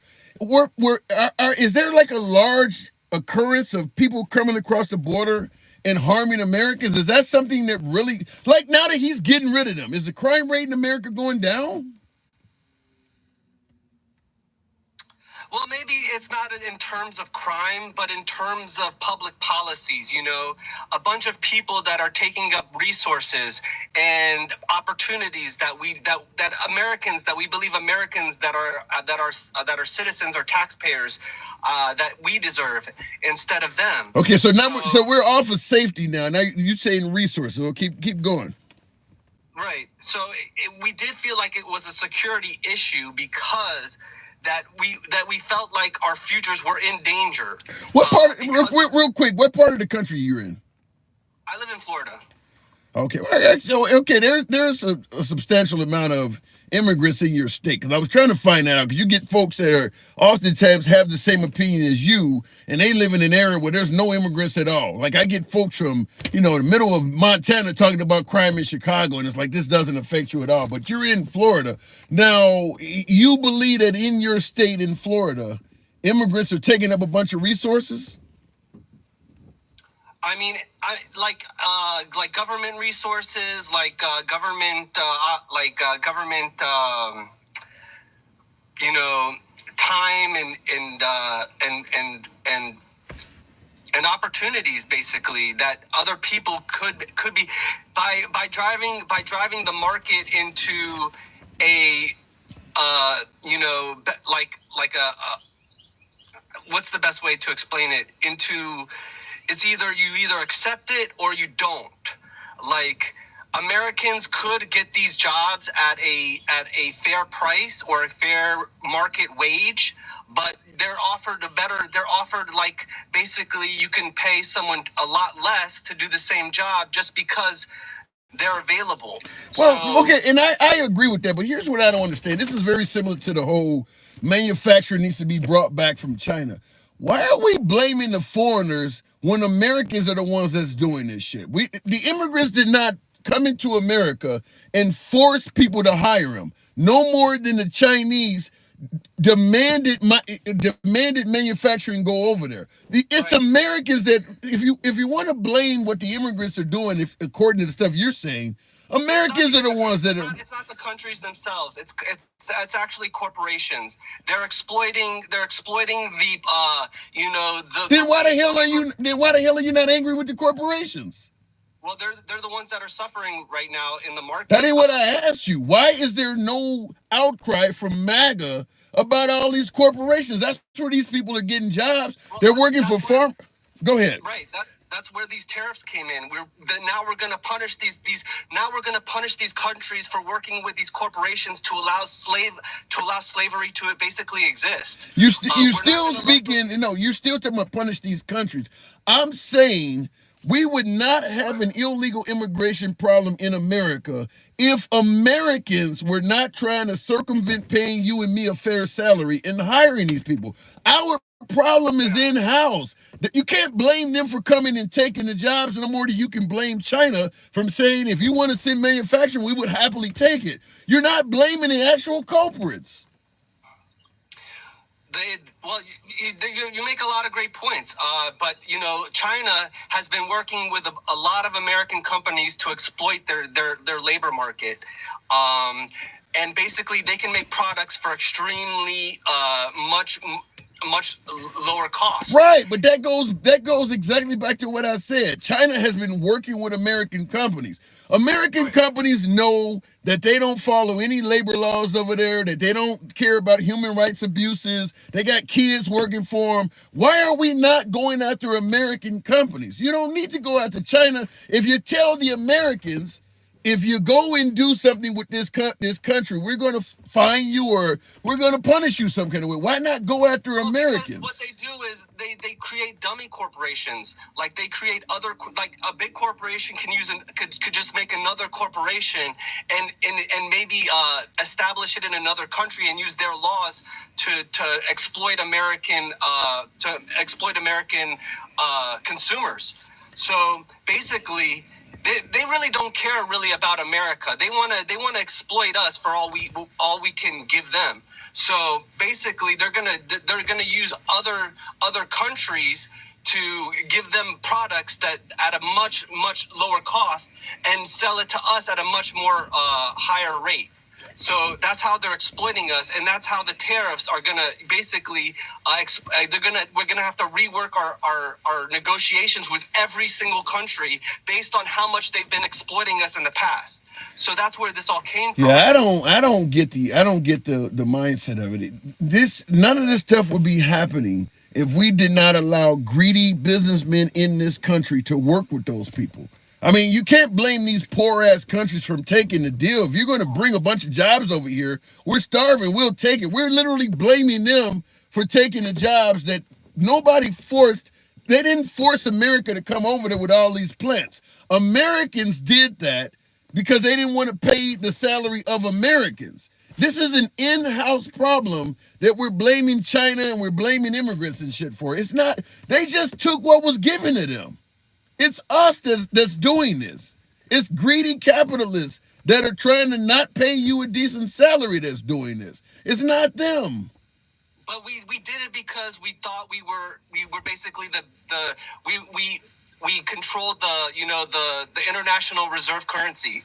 So we thought that we were basically the king of the castle. So now we realize that we do have such an enormous debt that it's causing our future to be unsustainable. So it's either we can act now and change these policies, or we could have just waited and done nothing.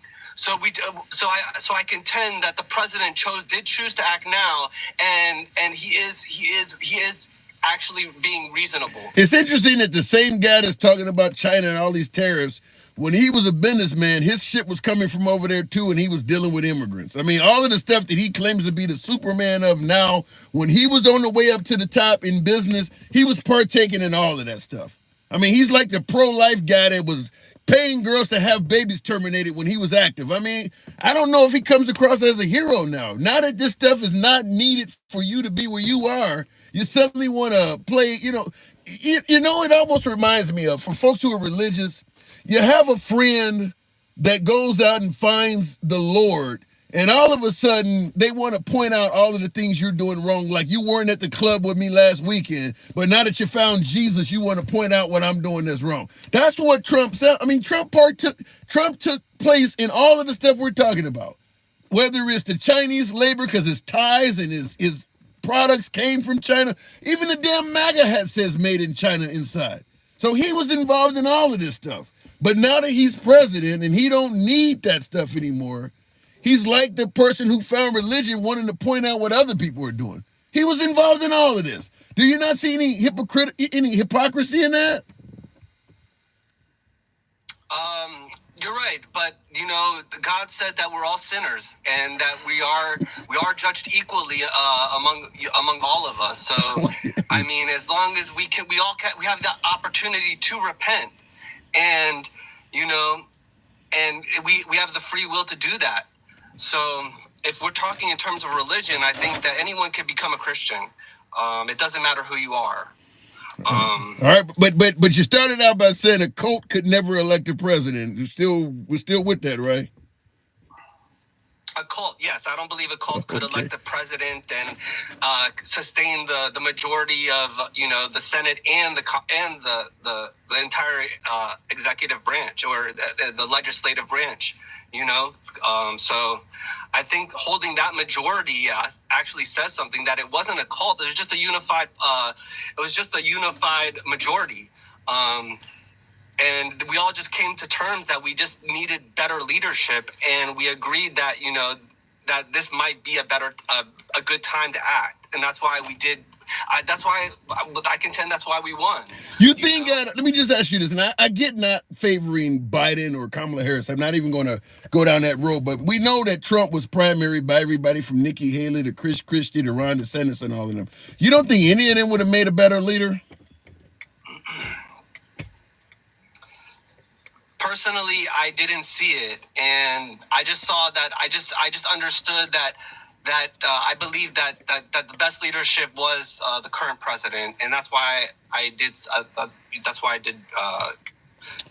I'm very happy with what's going on. I was just about to, I got to move it on, but I was just about to ask you that scale of 1 to 10, 10 being the happiest. How happy are you with the first 3 months of Trump?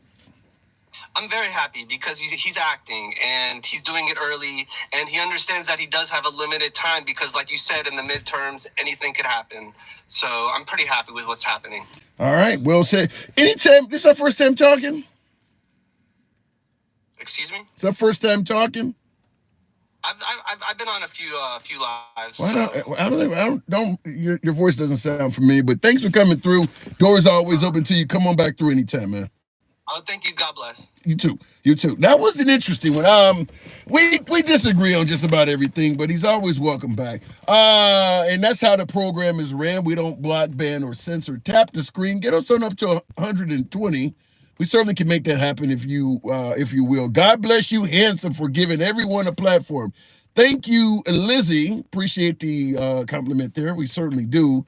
Juan Carlos Lopez Gomez. Bandito was saying that's the name of the U.S. citizen and actually had his social security number as well. Juan Carlos Lopez Gomez. I would hate, this is one of the times I would, I don't normally say this, but shit, I'm kind of glad I'm black as opposed to being brown. I would not want to be brown right now. Certainly not with tattoos. If you're brown with tattoos, stay home. Stay in the crib. I mean, it's just not safe out there for you. It's hard out there for a bandito. Speaking of bandito, 805 says U.S. citizens, immigration attorneys are getting deportation paperwork. I did a video on that. Where do they go if they're born here? I did a video on that. You are right. In fact, I've done some U.S. citizens. There was this white guy in Pennsylvania I did a video on. Just an old white guy, like in his 60s. Received a letter telling him he had to self-deport. And he's like, what the fuck? So the idea that this is only happening to people that should get the letters is not true. They're making a lot of mistakes. You're making a lot of mistakes. So if you allow the administration to deport what they're telling you are illegal immigrants with no due process, you can be guaranteed some Americans are going to be gone, because there's been some immigration attorneys, as Bandito pointed out also, that have received letters telling them to self-deport. They're sending this shit out to Americans. So I mentioned earlier going on cruises, Carnival, Royal Caribbean, Norwegian, these type of cruises you go on. If they have sent paperwork to you as an American citizen telling you to self-deport, which there are plenty of cases that has happened to Americans. Let's say you didn't get the paperwork. It didn't come in the mail, got lost in the mail. Maybe you own more than one property, it went to the wrong address or something like that. Understand, when they send you a letter telling you to self-deport, that is in their database, that you need to self-deport. So if you go on one of these cruises like I mentioned, or you travel internationally, when you come back in the country and they punch your name in the computer, the shit's going to pop up that your ass has been told to self-deport. Now, eventually, hopefully, you'll be able to prove you have a right to come back into America. But that could be hours, days, months. You don't know. It could take a long time before they straighten that out. Let's say you're coming in on a Friday. Maybe you have to sit in for a weekend until a judge or somebody can. I mean, you just don't know. They're sending this stuff out to Americans. So the idea that you can't get caught up in this if you're a U.S. citizen, when they're sending this paperwork to U.S. citizens, is incredible. It's incredibly wrong. If you're coming in and they punch your name in and it shows that you were told to self-deport, they got to act on that. They're going to detain you. What if you get pulled over doing a traffic stop in one of these states that's really working with Trump, and they punch your name in and it comes up that you've been ordered to self-deport, and you are in one of these areas where the sheriff or the police are working with ICE? They're going to yank you out of the car and tow your shit, and you're going to sit somewhere until that is figured out, American citizen or not. Some cop on the side of the road ain't going to go through that. He going to do what his job says. Bring your ass in. So the idea that you can't get caught up in this as an American citizen is flat out wrong. Illegal immigrants pay taxes too. That is true. A lot of folks don't give a fuck. I think we've come to that conclusion. A lot of people don't care, though. Proportionally, you're going to get sent out to Africa, Congo, or South America. I hope you're wrong on that. But anything can happen when they don't have due process. I mean, that's what Trump is trying to find, is somewhere to send people who do not have a country of origin. So if you're an American citizen and they grab you for deportation and they don't allow you to prove you're an American citizen, then they're going to likely send you to one of those. I mean, I think it is just wrong to assume that this can't happen to a citizen when so many citizens are receiving letters. I think that if you believe that, you're really setting yourself up potentially for disaster. I'm just not comfortable right now traveling internationally. I'm just going to say that again. We'll continue on with the program. I don't know what I'm looking at here, but we'll go to the next caller there. Jeremy, good evening. Welcome to the program. I think I hit that. What did I hit? I got to tell. Hope you're off. Arsha, sorry about that, Arsha. I didn't see that. If it brings them up, I think the thing may be stuck. Let me see here. We'll give it a moment to reset. I may have to reset it. I don't know what just happened there. Okay. I'm going to have to reset it because this one here is even doing it.